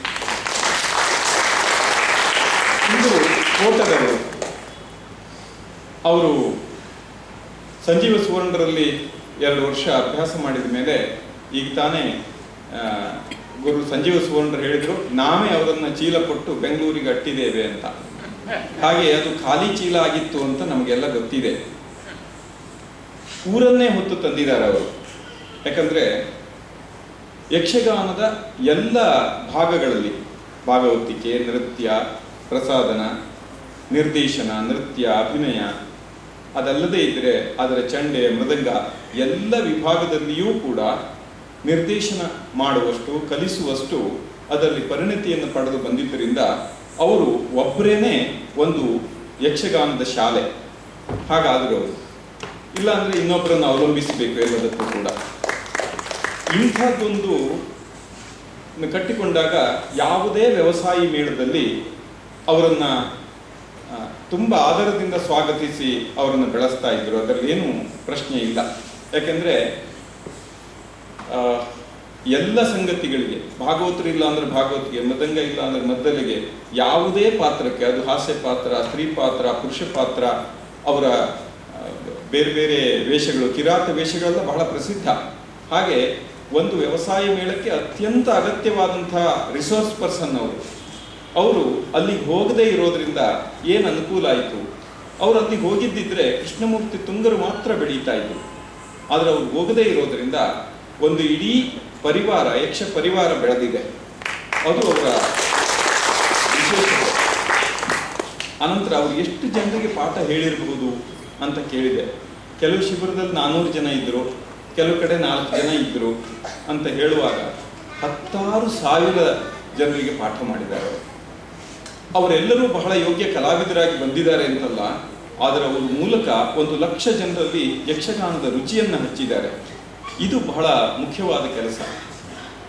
ಯಕ್ಷಗಾನದ ಕೃಷಿಯನ್ನು ಅವರು ಮಾಡ್ತಾ ಇದ್ದಿದ್ದು ಹೇಗೆ ಅಂತ ಕೇಳಿದರೆ, ನಮ್ಮಲ್ಲಿ ಸಾವಯವ ಕೃಷಿ ಅಂತ ಇತ್ತೀಚೆಗೆ ಬಹಳ ಪಾಪ್ಯುಲರ್ ಆಗ್ತಾ ಇದೆಯಲ್ಲ, ಅಂತಹದ್ದೊಂದು ಯಕ್ಷಗಾನದ ಸಾವಯವ ಕೃಷಿಯನ್ನು ಅವರು ಮಾಡಿದ್ದಾರೆ. ವೃತ್ತಿ ಮೇಳ ಬಹುಮಟ್ಟಿಗೆ ರಾಸಾಯನಿಕ ಕೃಷಿ ಆಗೋಗಿದೆ. ಅದನ್ನು ತಿರುಗಿ ಸಾವಯವ ಮಾಡೋದು ಬಹಳ ಕಷ್ಟ. ಯಾಕೆಂದರೆ ಸಾವಯವ ಅಂದರೆ ಪ್ರತಿ ಅಂಗವನ್ನೂ ಕಾದ್ಕೊಳ್ಬೇಕು. ಪೂರ್ವರಂಗ ಇಲ್ಲ. ನಾನು ಕೆರೆಮನೆ ಮೇಳದಲ್ಲಿ, ನಮ್ಮ ಬೇರೆ ಒಂದೆರಡು ಮೇಳಗಳಲ್ಲಿ ಪಾತ್ರ ಮಾಡಿದವನು. ಯಾಕೆ ಮೊದಲಿನ ವೇಷಗಳಿಲ್ಲ, ಪೀಠಿಕೆ ಸ್ತ್ರೀ ವೇಷ ಇಲ್ಲ ಅಂತೆಲ್ಲ ಕೇಳಿದರೆ ಅದನ್ನೆಲ್ಲ ಮಾಡಲಿಕ್ಕೆ ಯಾರಿದ್ದಾರೆ? ವಿಶೇಷವಾಗಿ ವ್ಯವಸಾಯಿ ಮೇಳದ ಆಟವನ್ನೇ ನೋಡಿದಾಗ ಅಂಬೆ ಒಬ್ಬಳೇ ಬಂದು, ಅಂಬಿಕೆ ಅಂಬಾಲಿಕೆಯರಿಲ್ಲ. ಯಾಕೆ ಹೀಗೆ ಅಂತ ಕೇಳಿದರೆ ಆ ಪಾತ್ರ ಮಾಡಲಿಕ್ಕೆ ಯಾರೂ ತಯಾರಿಲ್ಲ ಅಂತ ಮೇಳದ ಯಜಮಾನರ ಮಾತು. ಈ ಪರಿಸ್ಥಿತಿ ಆದರೆ ಅದರ ಸಾವಯವ ಸಂಬಂಧ, ಅದರ ಸಾವಯವ ಗುಣ ಕಳೆದು ಹೋಗ್ತದಲ್ಲ, ಅದನ್ನು ಬಿಡದೆ ಅದನ್ನು ಸಾವಯವವಾಗಿ ಉಳಿಸಿಕೊಂಡವರು ಕೃಷ್ಣಮೂರ್ತಿ ತುಂಗರು. ಇನ್ನೊಂದು ಅರ್ಥದಲ್ಲಿ ರಾಸಾಯನಿಕ ಕೃಷಿ ಅಂತಂದರೆ ಅದಕ್ಕೆ ವಿಷ ಕೃಷಿ ಅಂತ ಹೆಸರು. ಹಾಗೆ ಯಾವ ಆಧುನಿಕ ವಿಷವನ್ನೂ ಸೇರಿಸಿದೆ ಅದನ್ನು ಪಕ್ಕಾ ಇಟ್ಟಿದ್ದಾರಲ್ಲ, ಅದಕ್ಕಾಗಿ ಅವರು ಅಭಿನಂದನಾರ್ಹರು. ಈಗ ಸಾವಯವ ಕೃಷಿ ಮಾಡುವ ಅನೇಕರು ಸಿಗ್ತಾರೆ. ಅವರು ಹೇಗೆ ಅಂತ ಕೇಳಿದರೆ, ಹೆಚ್ಚಿನವರು ನಾನು ಡಾಕ್ಟರ್ ಇದ್ದೇನೆ ಅಥವಾ ನನಗೆ ಮಾಡೋದಕ್ಕೆ ಬೇರೆ ಉದ್ಯೋಗ ಇದೆ, ಒಂದಷ್ಟು ಜಮೀನಿನಲ್ಲಿ ಸಾವಯವ ಕೃಷಿಯನ್ನು ಮಾಡ್ತೇನೆ ಅಂತ. ಅದಕ್ಕೆ ನಾನು ಹೇಳೋದು ಸುರಕ್ಷಿತ ಕೃಷಿ ಅಂತ ಹೆಸರು. ಯಾಕಂದರೆ ಕೃಷಿಯಲ್ಲಿ ಬೆಳೆ ಬರದೇ ಇದ್ರು ಅವರ ಬದುಕಿಗೆ ಏನು ಕೊರತೆ ಇಲ್ಲ, ಹಾಗಾಗಿ ಅವರು ಸಾವಯವ ಅಂತ ಹೇಳ್ಕೊಂಡಿರ್ತಾರೆ. ಹಾಗಲ್ಲ, ಕೃಷ್ಣಮೂರ್ತಿ ತುಂಗರು ಉಪಜೀವನಕ್ಕೆ ಅವಲಂಬಿಸಿದ್ದು ಇದನ್ನೇ. ಹಾಗಾಗಿ ಅವರದ್ದು ನಿಜವಾದ ಸಾವಯವ ಕೃಷಿ. ಯಾವಾಗ ವೃತ್ತಿಗಾಗಿ ಅದನ್ನು ತೆಗೆದುಕೊಂಡಾಗ ಸಹಜವಾಗಿ ಮಾರುಕಟ್ಟೆಯ ಆಕರ್ಷಣೆಗಳು ನಮ್ಮನ್ನು ಎಳ್ಕೊಂಡು ಬರ್ತವೆ. ಇದೊಂದನ್ನು ಹೀಗೆ ಮಾಡಿಬಿಟ್ರೆ ಎಷ್ಟು ಚೆನ್ನಾಗಿರ್ತಿತ್ತು, ನೀವಿಷ್ಟೆಲ್ಲ ಮಾಡಿದ್ರಿ, ಈ ಪಾತ್ರಕ್ಕೆ ಒಂದು ಇದರ ಕುಣಿತನ, ನವಿಲು ಕುಣಿತ ಸೇರಿಸಿಬಿಟ್ಟಿದ್ರೆ ಎಷ್ಟು ಚೆನ್ನಾಗಾಗ್ತಿತ್ತು ಅಂತ ಹೇಳಿದಾಗ ಅದು ಒಂದಕ್ಕಾಗಿಯೇ ನಿಮಗೊಂದು ಪ್ರದರ್ಶನ ಕೊಡ್ತೇನೆ ಅಂತ ಹೇಳೋರು ಸಿಗ್ತಾರೆ. ಈ ಒಂದು 2-3 ಸೇರಿಸಿಬಿಡಿ ಅಂತ. ಅಂಥದ್ದನ್ನು ಮಾಡದೇ ಇರುವ ಸಂಯಮ ಇದೆಯಲ್ಲ, ಅದು ಬಹಳ ಕಷ್ಟದ್ದು. ಯಾಕಂದರೆ ಅದನ್ನು ಒಪ್ಪಿದವರು ಒಂದು ಪ್ರದರ್ಶನವನ್ನೇ ಬಿಟ್ಟುಕೊಡ್ಬೇಕಾಗ್ತದೆ ಅವರು. ಆದರೆ ಅದನ್ನು ಬಿಟ್ಟುಕೊಟ್ಟರೆ ವಿನಃ ಅದಕ್ಕಾಗಿ ರಾಜಿ ಮಾಡಿಕೊಳ್ಳಿಲ್ಲ. ಇದು ಯಕ್ಷಗಾನದ ಮೂಲ ಸತ್ವವನ್ನು ಉಳಿಸಿದೆ. ನನಗೆ ಬಹಳ ವರ್ಷಗಳಿಂದ ಆಟ ನೋಡ್ತಾ ಬಂದಿದ್ದೇನೆ. ವ್ಯವಸಾಯ ಮೇಳಕ್ಕೆ ಹೋಗಿ ಆಟ ನೋಡ್ಕೊಂಡು ಬಂದರೆ ಹೇಗಿರ್ತದೆ ಅಂತಂದರೆ, ಅದು ಬೇಕರಿಗೆ ಹೋಗಿ ಒಂದು ತಿಂಡಿಯನ್ನು ತಂದು ತಿಂದ ಹಾಗೆ ಇರ್ತದೆ. ಮನೆಗೆ ಬಂದು ಪ್ಲಾಸ್ಟಿಕ್ಕನ್ನು ಹರಿದ ಮೇಲೆ ಅದಕ್ಕೆ ಏನಾದರೂ ವಾಸನೆ ಇದೆಯಾ ಅನ್ನೋದು ಗೊತ್ತಾಗ್ತದೆ. ಆದರೆ ಇವ್ರದ್ದು ಹೇಗೆ ಕೇಳಿದರೆ, ಕ್ಲಾಸ್ ಮಾಡಿದ್ವಿ, ನಿರ್ದೇಶನ ಮಾಡಿದ್ವಿ, ಪ್ರತಿಯೊಂದು ಸಂಗತಿಯನ್ನು ಮತ್ತೆ ಮತ್ತೆ ಚರ್ಚೆ ಮಾಡಿದ್ವಿ, ವಿದ್ಯಾರ್ಥಿಗಳು ಎಷ್ಟು ಸಾರಿ ಕುಣಿತಾರೋ ಅದಕ್ಕಿಂತ 2 ಪಟ್ಟು ಜಾಸ್ತಿ ಶಿಕ್ಷಕರು ಕುಣಿಬೇಕಾಗ್ತದೆ. ಅಷ್ಟು ಬಾರಿ ತಾಳ್ಮೆಯಿಂದ ಕುಣಿದು ಕಲಿಸುವುದಿದೆಯಲ್ಲ, ಇದು ಮನೆಯಲ್ಲಿ ಅಡಿಗೆ ಮಾಡಿದ ಹಾಗಿರ್ತದೆ. ಅವರು ತರಕಾರಿ ಕೊಚ್ಚಿದ್ದು ಕಾಣ್ತದೆ, ಒಗ್ಗರಣೆ ಹಾಕಿದ ವಾಸನೆಯೂ ಬರ್ತದೆ, ಆಮೇಲೆ ನಾವು ಊಟಕ್ಕೆ ಕೂತ್ಕೊಳ್ತೇವೆ. ಅದರ ರುಚಿ ಹೆಚ್ಚು, ಯಾಕಂದ್ರೆ ರುಚಿ ನಾಲಿಗೆಯದ್ದಲ್ಲ, ಕಣ್ಣು ಅದರ ಆಕಾರವನ್ನು, ಅಂದವನ್ನು ನೋಡುತ್ತದೆ, ಮೂಗು ಅದರ ಪರಿಮಳವನ್ನು ಅಗ್ರಾಣಿಸ್ತದೆ, ಅದು ಕೈ ಅದನ್ನು ಮುಟ್ಟಿದಾಗ ಅದರದ್ದು ಗುಣ ಒರಟಿದೆಯಾ, ಹೇಗಿದೆ, ಮೃದುವಾಗಿದೆಯಾ ಅದನ್ನು ಹೇಳುತ್ತದೆ. ಆಮೇಲೆ ನಾಲಿಗೆ ಹೋಗ್ತದೆ.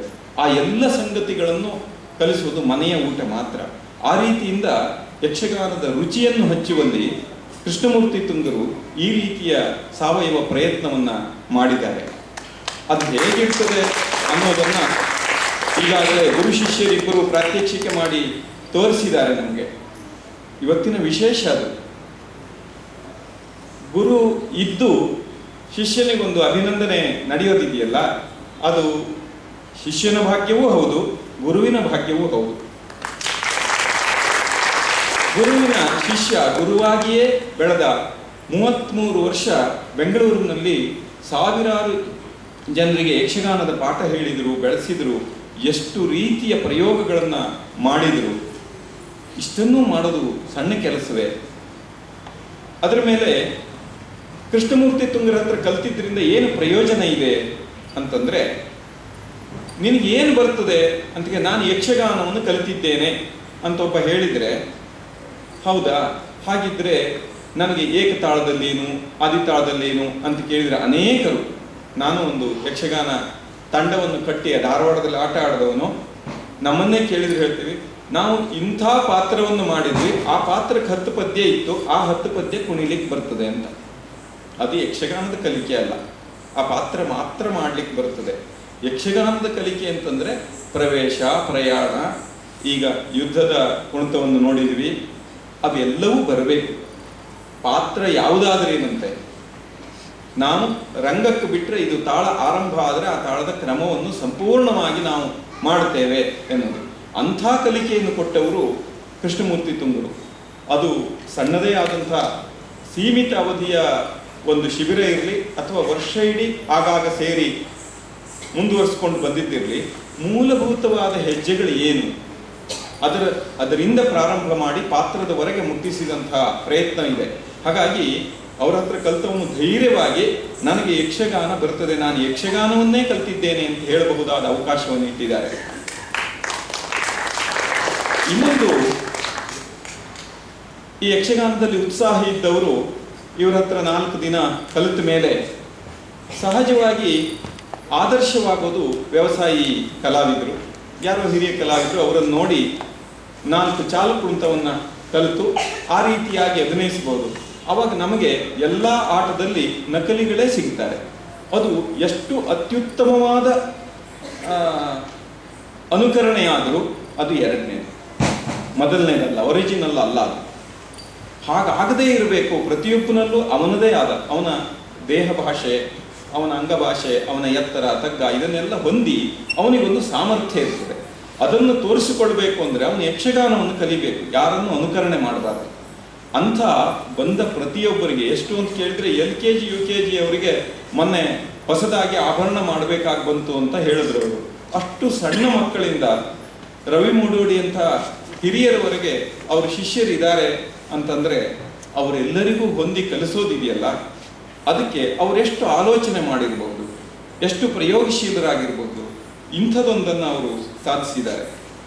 ಇಷ್ಟಾದ್ಮೇಲೆ ಬಹಳ ಮುಖ್ಯವಾದ ಒಂದು ಸಂಗತಿ ಹೇಳಬೇಕು. ನಾನು ಅನೇಕ ಕಲಾವಿದರ ಸಂಗಡ ಒಡನಾಡಿದ್ದೇನೆ ಬೇರೆ ಬೇರೆ ವಿಭಾಗದಲ್ಲಿ. ಹೇಗಿರ್ತದೆ ಅಂತಂದ್ರೆ, ಇದು ನನ್ನ ಒಟ್ಟಿಗೆ ಸಾಕು, ಮತ್ತೆ ನನ್ನ ಮಕ್ಕಳಿಗೆ ಬೇಡ, ಇದು ಒಂದು ಹೀಗಿರ್ತದೆ. ಯಾಕೆ ಅದು ಕಲೆ ಬಹಳ ಒಳ್ಳೆಯದು, ನಾನು ಬಹಳ ಸಾಧನೆ ಮಾಡಿದ್ದೇನೆ, ನನಗೆ ಪ್ರಶಸ್ತಿಗಳು ಬೇಕು, ಎಲ್ಲ ಬೇಕು, ನನ್ನ ಮಕ್ಕಳಿಗೆ ಇದು ಬೇಡ ಅಂತ ಹಾಗೆ ಮಾಡದೆ ತನ್ನ ಮಗುವಿಗೂ ಕೂಡ ಅದನ್ನು ಕಲಿಸಿ, ನಾವು ನಿನ್ನೆ ಅವರ ಪಾತ್ರ ನೋಡಿದ್ವಿ, ಇವತ್ತು ಅವಳು ಭಾಗವತಿಗೆ ಮಾಡೋದನ್ನ ನೋಡಿದ್ವಿ, ಇದೆಯಲ್ಲ ಇದು ಅವರಿಗೆ ಅದರಲ್ಲಿ ಪ್ರೀತಿ ಇದೆ ಅಂತ. ಯಕ್ಷಗಾನವನ್ನು ಅದನ್ನು ಪ್ರೀತಿಸಿದ್ದಾರೆ ಅನ್ನೋದಕ್ಕೆ ಇದು ಸಾಕ್ಷಿ. ಹೀಗೆ ಇಡೀ ಮನೆ ಒಂದು ಯಕ್ಷಗಾನಕ್ಕೆ ದುಡಿದಿದೆ. ಅತ್ತಿಗೆ ಅನಸೂಯ ಅವರು ಇದ್ದಾರೆ. ಬಹಳ ಸಾರಿ ಹೆಣ್ಣುಮಕ್ಕಳದ್ದು ಹೇಗೆ ಕೇಳಿದರೆ ಅವರು ಶಾಕ್ ಅಬ್ಸರ್ವರ್ ಇದ್ದ ಹಾಗೆ, ಮೇಲಿನಿಂದನೂ ಒತ್ತಡ, ಕೆಳಗಿನಿಂದನೂ ಒತ್ತಡ, ಅವೆರಡನ್ನು ನಿರ್ವಹಿಸಬೇಕಾದದ್ದು. ಇವರು ಊರೆಲ್ಲ ತಿರುಗಿ ಕ್ಲಾಸ್ ಮಾಡಿ ಮನೆಗೆ ಬಂದಾಗ ಅಲ್ಲಿ ಬೈಲಿಕ್ಕಾಗದೇ ಇದ್ದಿದ್ದನ್ನು ಮನೆಯಲ್ಲಿ ಬೈಬೇಕಾಗ್ತದೆ. ಮತ್ತು ಮಕ್ಕಳೇನಿದ್ದಾರೆ ಅವರು ಕೂಡ ಅವರನ್ನು ಆದಷ್ಟು ಇವರೇ ಒತ್ತಿ ಯಕ್ಷಗಾನವೂ ಆಗಬೇಕು, ಶಾಲಾ ಶಿಕ್ಷಣವೂ ಆಗಬೇಕು, ಅದರ ಸಂಗಡ ಅವರನ್ನು ಮತ್ತೆ ಮತ್ತೆ ಪ್ರಚೋದಿಸಬೇಕು. ಆ ಕೆಲಸವನ್ನ ಅವರು ಸಮರ್ಥವಾಗಿ ನಿರ್ವಹಿಸಿದ್ದಾರೆ ಅನ್ನೋ ಕಾರಣದಿಂದಾಗಿ ಕೃಷ್ಣಮೂರ್ತಿ ತಂಗರು ನಿಶ್ಚಿಂತರಾಗಿ ಕ್ಲಾಸ್ನಲ್ಲಿ ಕಲಿಸಿದ್ದಾರೆ. ಹಾಗಾಗಿ ನಮ್ಮ ಬಹಳ ಮೂಲ ಸಂಸ್ಥೆ ಸಮಾಜದ್ದು ಎಲ್ಲ ಸಂಗತಿಗಳು ಬೆಳೆಯೋದಕ್ಕೆ ಕುಟುಂಬ. ಆ ಕುಟುಂಬದಲ್ಲಿ ಅದನ್ನು ನಿರ್ವಹಿಸುವಂತಹ ಮಾತೆ ಅಷ್ಟು ಸಮರ್ಥಳಿರೋದು, ಅವರಿಗೆ ಅಷ್ಟು ಆಸಕ್ತಿಯೂ ಇದೆ. ನಾನೊಂದು ಅರ್ಥ ಬರ್ಕೊಟ್ರೆ, ಒಂದು ಪದ್ಯ ಬರೆದ್ರೆ ಇದು ಚೆನ್ನಾಗಿದೆ ಅಂತ ಹೇಳುವಷ್ಟು ಅವರಿಗೆ ಗೊತ್ತಿದೆ, ಅದನ್ನು ಅನುಭವಿಸಬಲ್ಲಷ್ಟು ಪ್ರೀತಿ ಇದೆ. ಹೀಗೆ ಒಂದು ಇಡೀ ಕುಟುಂಬ ಅದನ್ನು ದುಡೀತಲ್ಲ, ಇದು ಯಕ್ಷಗಾನದ ಭಾಗ್ಯ. ಅದಿಲ್ಲದೆ ಇದ್ದರೆ ಏನಾಗ್ತಿತ್ತು? ಕೃಷ್ಣಮೂರ್ತಿ ತುಂಗರಂಥವರು ಬೆಂಗಳೂರಿಗೆ ಬಂದು ಒಂದು ಗುರುವಾಗಿ ಇದನ್ನು ಮಾಡಬೇಕು ಅಂತ, ಈ ಮೌಲ್ಯಗಳಿಗೆ ಬದ್ಧವಾಗಿ ನಾನು ನಡೆಸ್ತೇನೆ ಅಂತ ಒಂದು ಬದ್ಧತೆಯನ್ನು ಇಟ್ಟುಕೊಳ್ಳದೆ ಇದ್ದಿದ್ರೆ ಏನಾಗ್ತಿತ್ತು ಅಂದರೆ, ಇಷ್ಟು ಜನ ಕಲಿಯುವವರಿಗೆ ಕಲಿಯುವ ಅವಕಾಶ ತಪ್ಪಿ ಹೋಗ್ತಿತ್ತು. ಅಷ್ಟೇ ಅಲ್ಲ, ಆ ಇಡೀ ಕಲಿಕೆಗಿರುವಂತಹ ಲಕ್ಷಣಗಳು ಇದೆಲ್ಲವನ್ನು ನಾವು ಕಳ್ಕೊಳ್ತಾ ಇದ್ವಿ. ಇಷ್ಟು ಜನ ಕಲಾವಿದರು ಸಿದ್ಧರಾದರು. ಅಷ್ಟೇ ಅಲ್ಲ, ಅವರು ಒಂದು 4 ಪೀಳಿಗೆಯ ಕಲಾವಿದರಿಗೆ ಪಾಠ ಮಾಡಿದ್ದಾರೆ, ಅವರಿಗಿಂತ ಹಿರಿಯರಿಗೆ ಮಾಡಿದ್ದಾರೆ, ಅವರಿಂದ ಕೆಳಗಿರುವಂತೆ ಈಗ LKG ಅವರಿಗೂ ಕೂಡ ಪಾಠ ಮಾಡ್ತಾ ಇದ್ದಾರೆ. ಈ 4 ಪೀಳಿಗೆಯ ಕಲಾವಿದರನ್ನು ಸಿದ್ಧ ಮಾಡಿದ್ರಲ್ಲ, ಇವರೆಲ್ಲರಲ್ಲಿ ಒಂದು ರುಚಿ ಹಚ್ಚಿದ್ರಲ್ಲ, ಈ ರುಚಿಯಿಂದಾಗಿ ಏನಾಗ್ತದೆ ಅಂತಂದ್ರೆ, ಯಕ್ಷಗಾನ ನೃತ್ಯ ಇದೆ, ಸಾಹಿತ್ಯ ಇದೆ, ಸಂಗೀತ ಇದೆ, ಸಂಭಾಷಣೆ ಇದೆ, ವೇಷಭೂಷಣ ಇದೆ. ಇವೆಲ್ಲದರಲ್ಲಿ ಯಾವುದರಲ್ಲಿ ಆಸಕ್ತಿ ಇದೆಯೋ ಅಥವಾ ಅವರಿಗೆ ಒಂದು ಪರಿಣಿತಿ ಸಾಧ್ಯ ಇದೆಯೋ ಅದೆಲ್ಲ ಒಂದರಲ್ಲಿ ಅವರು ಅದನ್ನ ಬೆಳೆಸ್ಕೊಳ್ಬಹುದು. ಇದು ಯಾವುದು ಆಗಲೇ ಇಲ್ಲ, ಅವರ ವೃತ್ತಿಯ ಅನಿವಾರ್ಯತೆಯಿಂದನೂ ಮತ್ತೊಂದು ಕಾರಣದಿಂದ ಆಗಲಿಲ್ಲ ಅಂದ್ರೂ ಒಂದು ಯಕ್ಷಗಾನಕ್ಕೆ ಹೋಗಿ ಕೂತ್ಕೊಂಡ್ರೆ ಅದನ್ನು ಅಷ್ಟು ಚೆನ್ನಾಗಿ ಅನುಭವಿಸುವುದಕ್ಕೆ ಬೇಕಾದಂತಹ ಸಂಸ್ಕಾರ ಸಿಕ್ಕಿರ್ತದೆ. ಹಾಗೆಯೇ ಸಾವಿರಾರು ಸಂಸ್ಕೃತ ಯಕ್ಷಗಾನ ಸರದೆಯರನ್ನು ಅವರು ಸಿದ್ಧ ಮಾಡಿದ್ದಾರೆ, 100 ಕಲಾವಿದರನ್ನ ಸಿದ್ಧಪಡಿಸಿದ್ದಾರೆ. ಯಕ್ಷಸಿಂಚನದಂತಹ ಒಂದು ಸಂಘಟನೆಗೆ ಮೂಲ ಕೇಂದ್ರವಾಗಿ ಅವರು ನಿಂತುಕೊಂಡಿದ್ದಾರೆ. ಯಕ್ಷಗಾನದ ರುಚಿ ಹಚ್ಚುವ ಕೆಲಸವನ್ನ ಎಷ್ಟು ಚೆನ್ನಾಗಿ ಮಾಡಿದೆ ಅಂದರೆ, ಹೊಸ ಪ್ರಸಂಗಗಳ ಸ್ಪರ್ಧೆ ಮಾಡಿ ಅದನ್ನ ಬೆಳೆಸಿದ್ದಾರೆ. ಅಂತೆಯೇ ನಿನ್ನೆ ಪದಬಂಧವನ್ನು ಏರ್ಪಡಿಸಿದ್ರು. ನಮ್ಮ ಪುರಾಣ ಪ್ರಜ್ಞೆಯನ್ನು ಮತ್ತೆ ಮತ್ತೆ, ನಮ್ಮ ಭಾಷೆಯ ಕೌಶಲ್ಯವನ್ನು ಮತ್ತೆ ಮತ್ತೆ ಚಿಗುರಿಸುವಂತಹ ಕೆಲಸವನ್ನ ಅವರು ಮಾಡ್ತಾ ಇದ್ದಾರೆ. ಈ ಕಾರಣದಿಂದ ಮುಂದಿನ ಪೀಳಿಗೆಗೆ ಹೋಗುವ ಕೆಲಸವನ್ನ ಅಕಾಡೆಮಿ ಅಥವಾ ಯಾವುದೇ ವ್ಯವಸಾಯಿ ಮೇಳ ಅದನ್ನ ಹಚ್ಚಿಕೊಂಡು ಮಾಡೋದು ಕಷ್ಟ, ಅಥವಾ ಮನಸ್ಸು ಮಾಡಿದ್ರು ಈ ಪ್ರಮಾಣದ ಪ್ರೀತಿಯಿಂದ ಅದನ್ನು ಮಾಡೋದು ಕಷ್ಟ. ಅಂಥದ್ದೊಂದನ್ನು ಮಾಡೋದಕ್ಕೆ ಮೂಲ ಕೇಂದ್ರವಾಗಿರುವವರು, ಭರವಸೆಯಾಗಿ ನಿಂತವರು ಕೃಷ್ಣಮೂರ್ತಿ ತುಂಗರು. ಇಂಥವರನ್ನ ನಾವು ಅಭಿನಂದಿಸೋದಕ್ಕೆ ಹೆಮ್ಮೆ ಪಡಬೇಕು. ನಾನು ಈ ಹೆಮ್ಮೆಗೆ ಇಡೀ ಬೆಂಗಳೂರಿನಲ್ಲಿ ತಮ್ಮ ಮಕ್ಕಳನ್ನು ಕಳಿಸಿದಿರಲ್ಲ, ಆ ಎಲ್ಲ ತಂದೆ ತಾಯಿಯರನ್ನ ನಾನು ಅತ್ಯಂತ ಪ್ರೀತಿಯಿಂದ ಅಭಿನಂದಿಸ್ತೇನೆ. ಯಾಕಂದರೆ ಇದು ಪರ್ಸನಾಲಿಟಿ ಡೆವಲಪ್ಮೆಂಟ್ ಬಗ್ಗೆ, ಕರಿಯರಿಸಮ್ ಬಗ್ಗೆನೇ ಇಷ್ಟೆಲ್ಲ ತಲೆ ಕೆಡಿಸ್ಕೊಳ್ಳುವವರು ತಮ್ಮ ಮಕ್ಕಳನ್ನ ಯಕ್ಷಗಾನ ಕಲೀಲಿ ಅಂತ ಕಳಿಸ್ತಾರಲ್ಲ, ಅದರಿಂದ ಕೃಷ್ಣಮೂರ್ತಿ ತುಂಗರಿಗೆ ಉಪಜೀವನವಾಯಿತು ಅನ್ನೋದು ನನ್ನ ದೃಷ್ಟಿಯಲ್ಲ.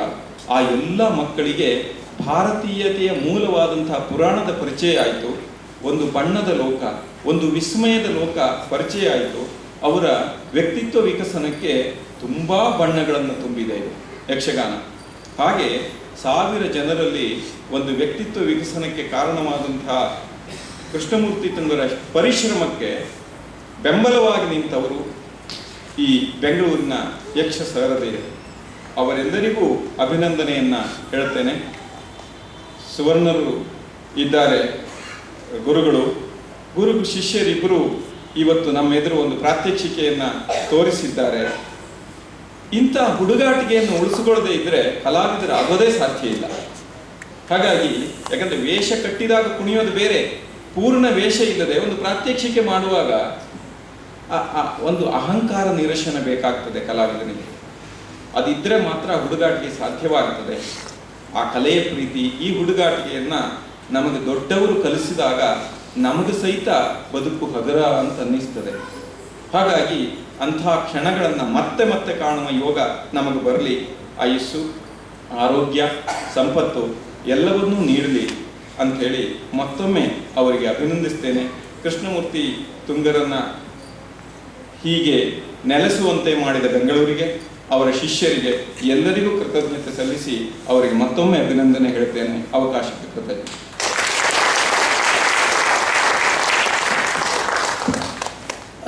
ನಮ್ಮ ದೇಶದಲ್ಲಿ ಹೊಸ ಅರಸ ಬಂದ ಮೇಲೆ ಡಿಜಿಟಲ್ ಇಂಡಿಯಾಕ್ಕೆ ಹೆಚ್ಚು ಒತ್ತನ್ನು ನೀಡಿತು. ನಮ್ಮ ಯಕ್ಷಸಿಂಚನವು ಡಿಜಿಟಲ್ ಇಂಡಿಯಾಕ್ಕೆ ಪ್ರಸಂಗಗಳನ್ನೆಲ್ಲ ಡಿಜಿಟಲೀಕರಣ ಮಾಡ್ತಾ ಇದೆ. ತುಂಬ ಸಂತೋಷ ಆಗಿದ್ದು, ಅವ್ರು ಏನು ಮಾತಾಡಬೇಕು ಅಂತ ಚಿಕ್ಕ ಚಿಕ್ಕ ಪಾಯಿಂಟ್ ಮಾಡ್ಕೊಂಡಿದ್ದಾರೆ, ಅದನ್ನು ಮೊಬೈಲಲ್ಲಿ ಮಾಡ್ಕೊಂಡಿದ್ರು. ಧನ್ಯವಾದಗಳು ಸರ್. ಭಕ್ತಿ ಅಂತಂದರೆ ನಮ್ಮ ಅಹಂಕಾರವನ್ನು ಸೊನ್ನೆ ಮಾಡಲಿಕ್ಕಿರುವಂಥದ್ದು. ದೇವರೇ ನೀನೇ ಅದ್ಭುತ, ನಾನು ಏನೂ ಅಲ್ಲ, ನನಗೆ ಕೊಡಬೇಕಾದದ್ದು ನೀನೇ ಅಂತ. ಹಾಗೆ ನಾವು ಗುರುವಿನ ಮುಂದೆ ನಿಂತಾಗಲೂ ಅದನ್ನೇ ಮಾಡೋದು, ಬಾಗುತ್ತೇವೆ, ಗುರುಗಳೇ ನೀವೇ ನನಗೇನಾದರೂ ಕೊಡಬೇಕು ಅಂತ. ಈಗ ಗುರುವಂದನೆಯಲ್ಲಿ ಅವರ ಪ್ರೀತಿಯ ವಿದ್ಯಾರ್ಥಿಯರಲ್ಲಿ ಒಬ್ಬರಾದಂಥ ಶಶಿರಾಜ್ ಸೋಮಯಾಜಿಯವರು ಒಂದೆರಡು ಮಾತಾಡಬೇಕು ಅಂತ ಕೇಳ್ಕೊಳ್ತಾ ಇದ್ದೇನೆ. ಮಾತು ಸಾಧಾರಣ ಒಂದು ಪದ್ಯದಿರ್ಬೋದಲ್ಲ.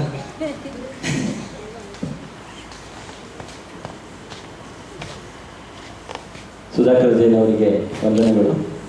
ಮಾತು ಬರೀ ಒಂದು ಪದ್ಯದಲ್ಲ, ಇಡೀ ಪ್ರಸಂಗದೇ ಇದೆ ಅನಿಸುತ್ತೆ. ಯಾಕಂದರೆ ನಾನು ಶಶಿರಾಜ್ ಸೋಮಯಾಜಿಯಾಗಿ ಮಾತ್ರ ಮಾತಾಡ್ಲಿಕ್ಕೆ ಬಂದಿಲ್ಲ, ಯಕ್ಷಸಿಂಚನದ ಎಲ್ಲ ಕಲಾವಿದರ ಪರವಾಗಿ ಎಲ್ಲರೂ ಬಂದು ಮಾತಾಡುವ ಒಂದು ನಿರೀಕ್ಷೆ ಇತ್ತು. ಆದರೆ ಮುಂದಿನ ಪ್ರಸಂಗಕ್ಕೆಲ್ಲ ತಯಾರಿ ನಡೆಸ್ತಾ ಇರೋದ್ರಿಂದ ಕೇವಲ ನಾನು ಒಬ್ಬನೇ ಮಾತಾಡ್ತೇನೆ. ಇದು ಎಲ್ಲರ ಪ್ರತಿನಿಧಿಯಾಗಿ ನಾನು ಮಾತಾಡ್ತಾ ಇರೋದು. ಹಾಗೆ ಸಮಯವೂ ಹೆಚ್ಚು ಇಲ್ಲದೆ ಇರೋದ್ರಿಂದ ನಾನು ಹೆಚ್ಚು ಬೋರ್ ಮಾಡೋದಿಲ್ಲ. ಒಂದು ಸಣ್ಣ ಘಟನೆಯನ್ನು ಹೇಳ್ತೇನೆ. ಗುರುಗಳು ನಮಗೆ ಪರಿಚಯ ಆಗಿದ್ದು 2009ನೇ ಇಸ್ವಿಯಲ್ಲಿ, 10 ವರ್ಷಗಳ ಹಿಂದೆ. ಆಗ ನಮ್ಮ ತಂಡದ ಪರಿಚಯ ಅವರು ಮಾಡಿರಲಿಲ್ಲ. ಬೇರೊಬ್ಬರ ಮೂಲಕ ನಾವು ಅವರ ರಿಹರ್ಸಲ್ ಕ್ಲಾಸ್ಗೆ ಹೋಗಬೇಕಾಯಿತು. ಬೇರೊಂದು ಪ್ರಸಂಗಕ್ಕೆ ಅವರು ನಿರ್ದೇಶನ ಮಾಡ್ತಾ ಇದ್ರು, ಅದರಲ್ಲಿ ನಂದೊಂದು ಸಣ್ಣ ಪಾತ್ರ ಇತ್ತು. ಅಲ್ಲಿಗೆ ಹೋದಾಗ ನನ್ನನ್ನು ಕರ್ಕೊಂಡು ಬಂದವರು ಇವರಿಗೆ ಎಕ್ಸ್ಪ್ಲೈನ್ ಮಾಡ್ತಾ ಇದ್ರು. ಇವರು ಶಶಿರಾಜ್ ಸೋಮಯಾಜಿ ಅಂತ ಯಕ್ಷಸಿಂಚನ ಅಂತ ಒಂದು ತಂಡವನ್ನು ಕಟ್ಟಿದ್ದಾರೆ. ಮೊನ್ನೆ ಅವರೊಂದು ಪ್ರದರ್ಶನ ಇತ್ತು, ಜಾಂಬವತಿ ಕಲ್ಯಾಣ, ಅದರಲ್ಲಿ ಕೃಷ್ಣ ಮಾಡಿದ್ರು, ಇವರು ಬಹಳ ಚೆನ್ನಾಗಿ ಮಾಡಿದರು ಅಂತೆಲ್ಲ ಅವ್ರು ಎಕ್ಸ್ಪ್ಲೈನ್ ಮಾಡ್ತಾ ಇದ್ರು. ಗುರುಗಳು ಎಲ್ಲ ಕೇಳಿ, ಹಾಗಾದ್ರೆ ನೋಡು ಒಂದು ಪದ್ಯಕ್ಕೆ ಅಭಿನಯ ಮಾಡಿ ಅಂತ ಹೇಳಿ ಒಂದು ಪದ್ಯ ಹೇಳಿದರು. ಅರಿಯೇ ಪ್ರಸೇನ ಪೋದುದ. ನಾನು ನಮಗೆ ಯಾವಾಗಲೇ ದೊಡ್ಡ ಕಲಾವಿದ ಹಾಗೆ ಆಗಿತ್ತು. ನಾವು ಅಭಿನಯ ಮಾಡಿದೆ. ಅಭಿನಯ ಎಲ್ಲ ಮುಗಿದ್ಮೇಲೆ ಶಾಬಾಸ್ ಅಂತ ಹೇಳ್ತಾರೆ ಅಂತ ನಮ್ಮ ಒಂದು ಇತ್ತು ಎಕ್ಸ್ಪೆಕ್ಟೇಷನ್. ಅವ್ರು ಹೇಳಿದರು, ಲಯ ಎಲ್ಲ ಸರಿ ಇದೆ, ಸ್ವಲ್ಪ ರಿಪೇರಿ ಆಗಬೇಕು ಅಂತ ಹೇಳಿದರು. ಆಮೇಲೆ ಯಕ್ಷಸಿಂಚನದ ನಿರ್ದೇಶಕರಾದರು, ನಾವು ತರಗತಿಗಳಿಗೆ ಹೋಗ್ಲಿಕ್ಕೆ ಶುರು ಮಾಡಿದ್ವಿ. ಈಗ 10 ವರ್ಷಗಳ ಕಳೆದ ನಂತರ ನಮಗನ್ನಿಸ್ತಾ ಇದೆ, ಅವರು ಸೌಜನ್ಯದಿಂದ ಸ್ವಲ್ಪ ರಿಪೇರಿ ಆಗಬೇಕು ಅಂತ ಹೇಳಿದರು. ನಮಗೆ ರಿಪೇರಿ ಆಗುವುದು ಇನ್ನೂ ಇದೆ ಅಂತ ಅನ್ನಿಸ್ತಾ ಉಂಟು. ಹಾಗಾಗಿ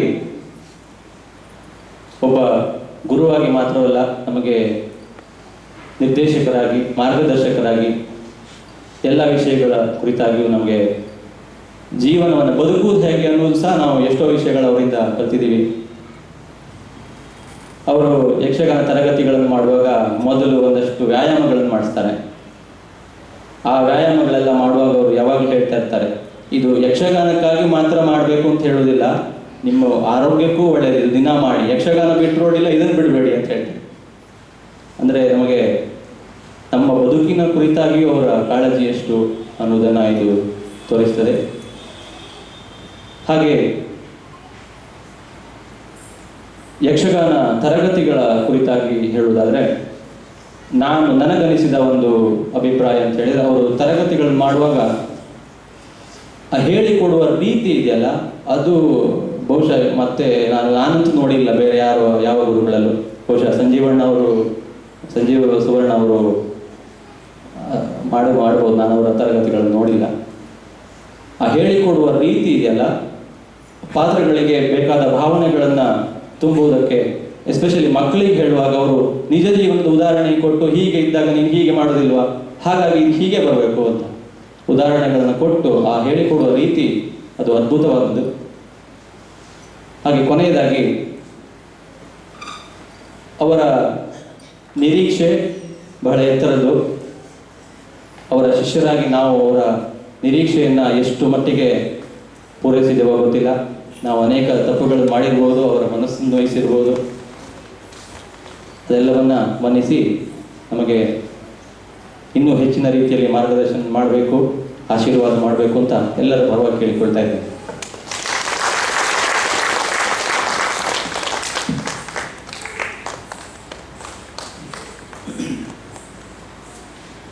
ನಮ್ಮ ಭಕ್ತಿಗೆ ಒಂದು ಮೂರ್ತಿ ಬೇಕು. ನಾವು ಏನು ಅಲಂಕಾರ ಮಾಡ್ತೇವೆ, ಮಂಗಳಾರತಿ ಮಾಡ್ತೇವೆ, ಮೂರ್ತಿಗೆ ಮಾಡ್ತೇವೆ, ಆದರೆ ಅದು ಹೋಗಿ ತಲುಪುವುದು ಅದರ ಹಿಂದೆ ಇರುವ ದೇವರಿಗೆ. ನಾವೆಲ್ಲ ಈಗ ಶಬ್ದಸ್ತುತಿ, ಅಕ್ಷರಸ್ತುತಿಗಳನ್ನೆಲ್ಲ ಕೃಷ್ಣಮೂರ್ತಿಯವರಿಗೆ ಅರ್ಪಿಸ್ತಾ ಇದ್ದೇವೆ. ಅದು ಪರೋಕ್ಷವಾಗಿ ಗುರುಗಳಾದ ಸಂಜೀವ ಸುವರ್ಣರಿಗೆ ತಲುಪಿದ್ದಾರೆ.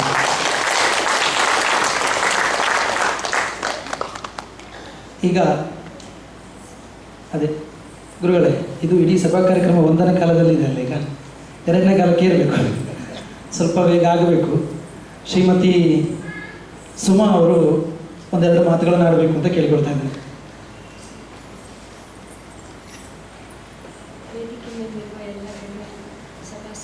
ನಮಸ್ಕಾರ. ನಾನು ಈ ಗುರುವಂದನೆಯಲ್ಲಿ ಭಾಗಿಯಾಗಿರುವುದು ಬಹಳ ಹೆಮ್ಮೆ ಹಾಗೂ ಸಂತೋಷದ ವಿಷಯ. ಗುರುಗಳು ಶ್ರೀ ಕೃಷ್ಣಮೂರ್ತಿ ತುಂಗರು ಗುರುಗಳು ಜೀವನದಲ್ಲಿ ಒಂದು ಸಲ ಯಕ್ಷಗಾನ ವೇಷ ಮಾಡಬೇಕು ಎನ್ನುವಂಥ ಹಂಬಲ ಇರುವಂಥ ನನ್ನಂಥ ಎಷ್ಟೋ ಜನರಿಗೆ ಎಷ್ಟೋ ವರ್ಷಗಳಿಂದ ಕ್ರಮಬದ್ಧವಾದ ಯಕ್ಷಗಾನ ಶಿಕ್ಷಣವನ್ನು ಕೊಟ್ಟು ಒಂದಲ್ಲ 10 ಹಲವು ವೇಷಗಳನ್ನು ಮಾಡಿಸಿ ನಮ್ಮ ಕನಸುಗಳಿಗೆಲ್ಲ ಬಣ್ಣ ತುಂಬಿದ್ದಾರೆ ಅಂತ ನನಗನ್ನಿಸ್ತದೆ. ಅವರ ತರಬೇತಿಯ ವಿಶೇಷತೆ ಏನಂತ ಹೇಳಿದರೆ, ಅವರಿಂದ ಕಲಿತು ಎಷ್ಟೋ ವರ್ಷ ಆದರೂ, ನಾನು ಅವ್ರ ಹತ್ರ ಕಲಿತು ಬಿಟ್ಟು ಈಗ ಕೆಲವು ವರ್ಷ ಆಯಿತು, ಆದರೂ ಈಗ ನಿದ್ದೆಯಿಂದ ಎಬ್ಸಿದ್ರು ಅವ್ರು 1 2 3 ಅಂತ ಹೇಳಿದರೆ ಅದೇ ಆಕಾರದಲ್ಲಿ ಅದು ಕೈಯನ್ನು ಹೀಗೆ ಇಟ್ಕೊಂಡು ಕೂತ್ಕೊಳ್ಬೇಕು, ಇಲ್ಲದಿದ್ದರೆ ಅದು ತಪ್ಪು ಅಂತ ಹೇಳಿ ಅದು ಅಷ್ಟು ತಲೆಗೆ ಬರುವ ಹಾಗೆ ಹೇಳಿಕೊಟ್ಟಿದ್ದಾರೆ. ಪ್ರಾತ್ಯಕ್ಷಿಕೆ ನೋಡಿದರೆ ಅವರ ಗುರುಗಳು ಬಹುಶಃ ಅವರಿಗೆ ಹಾಗೆ ಹೇಳಿಕೊಟ್ಟಿದ್ದಾರೆ. ಇಂತಹ ಗುರುಗಳ ಹತ್ತಿರ ಕಲಿಯುವುದು ನನ್ನ ಭಾಗ್ಯ ಅಂತ ಹೇಳಿ ನಾನು ಅಂದ್ಕೊಂಡಿದ್ದೀನಿ. ಶ್ರೀ ಕೃಷ್ಣಮೂರ್ತಿ ತುಂಗರಂತಹ ಹಾಗೂ ಶ್ರೀ ಸಂಜೀವ ಸುವರ್ಣರಂತಹ ಗುರುಗಳು ಪ್ರತಿಯೊಬ್ಬ ಮಕ್ಕಳಿಗೂ ನಮ್ಮ ಮಾರ್ಗದರ್ಶನವನ್ನು ನೀಡುವುದಕ್ಕೆ, ಧೈರ್ಯ ತುಂಬುವುದಕ್ಕೆ, ಪ್ರೋತ್ಸಾಹ ನೀಡುವುದಕ್ಕೆ ಜೀವನದಲ್ಲಿ ಒಮ್ಮೆ ಆದರೂ ಸಿಗಬೇಕು ಅಂತ ಹೇಳಿಯೂ ನನಗೆ ಎಷ್ಟೊಂದು ಸಲ ಅನ್ನಿಸುವುದಿದೆ. ಅವ್ರು ಹೇಳಿಕೊಟ್ಟಿದ್ದೆಲ್ಲ ನಮ್ಮ ಪ್ರದರ್ಶನಗಳಲ್ಲಿ ಕಾಣಲಿಲ್ಲ ಅಂತ ಹೇಳಿ, ಆದರೆ ನಾವು ಕಲೀಲಿಲ್ಲ ಅವ್ರು ಹೇಳಿಕೊಟ್ಟಿದ್ದು ಅಂತ ಹೇಳಿ ಅಷ್ಟೇ. ಅವ್ರು ಹೇಳಿಕೊಡುವುದರಲ್ಲಿ ಲೋಪ ಆಗಿದೆ ಅಂತ ಹೇಳಿ ಖಂಡಿತ ಅಲ್ಲ. ಇದನ್ನು ನಾನು ಎಷ್ಟೊಂದು ಸಲ ಅಂದ್ಕೊಳ್ಳೋದಿದೆ. ಅವರಷ್ಟು ಚೆನ್ನಾಗಿ ಹೇಳಿಕೊಟ್ಟಿರ್ತಾರೆ ಪ್ರಾಕ್ಟೀಸಲ್ಲಿ, ರಿಹರ್ಸಲಲ್ಲಿ. ಸ್ಟೇಜಲ್ಲಿ ಬಂದರೆ ಅದು ಯಾವುದೂ ಬಂದಿರೋದಿಲ್ಲ, ಆದರೆ ಅದು ಅವ್ರು ಹೇಳಿಕೊಟ್ಟಿರ್ತಾರೆ, ಅದು ನಾವು ಮಾಡಿರುವುದಿಲ್ಲ, ಅಳವಡಿಸಿಕೊಂಡಿರೋದಿಲ್ಲ ಅಷ್ಟೇ. ಇಷ್ಟು ಜನ ಹಿರಿಯರ ಮಧ್ಯದಲ್ಲಿ ಗುರುಗಳ ಬಗ್ಗೆ ಹೀಗೆ ಮಾತಾಡುವುದಕ್ಕೆ ಕರೆದು ನನಗೆ ಅವಕಾಶವನ್ನು ಮಾಡಿಕೊಟ್ಟಂತಹ ಯಕ್ಷಸಿಂಚನ ತಂಡಕ್ಕೆ ನಾನು ಬಹಳ ಆಭಾರಿಯಾಗಿದ್ದೇನೆ. ಅವರು ದಶಮಾನೋತ್ಸವ ಅಲ್ಲದೆ ಇನ್ನು ಬೆಳ್ಳಿ ರಜತ ಮಹೋತ್ಸವಗಳನ್ನು ಆಚರಿಸಲಿ, ಇಂತಹ 10 ಹಲವು ಸೃಜನಶೀಲ ಕಾರ್ಯಕ್ರಮಗಳನ್ನು ಹಮ್ಮಿಕೊಳ್ಳಲಿ ಎಂದು ನಾನು ಪ್ರಾರ್ಥಿಸುತ್ತೇನೆ. ಗುರುಗಳು ಕಳಿಸಿಕೊಟ್ಟಂತಹ ಹೆಜ್ಜೆಗಳೆಲ್ಲ ಬಂದಿದ್ದು ಮಾತಾಡ್ತೇವೆ. ಹೆಜ್ಜೆಗಳು ಮನೆಗೆ ಹೋಗಿ ಏನು ಮಾತಾಡ್ತವೆ, ಮನೆಯಿಂದ ಬಂದ ತಂದೆ ತಾಯಿ ಹೇಗೆ ಮಾತಾಡ್ತವೆ ಅನ್ನೋದನ್ನು ಕೇಳಬೇಕು. ಶಶಾಂಕ್ ಕಾಶಿಯವರ ತಂದೆ ಶಶಿರಾಜ್ ಕಾಶಿಯವರು ಬಂದು ಮಾತಾಡಬೇಕು ಅಂತ ಕೇಳ್ತಾ ಇದ್ದೇನೆ. ಮಂಜುನಾಥ್ ಕಾಶಿಯವರು.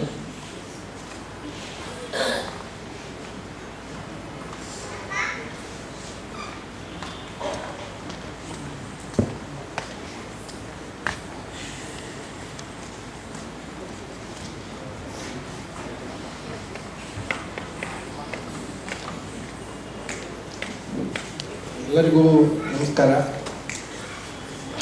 ನನ್ನ ಹಾಗೂ ತುಂಗರ ಒಡನಾಟ ಈಗ ಸುಮಾರು 20 ವರ್ಷದ ಹಿಂದಿನದು.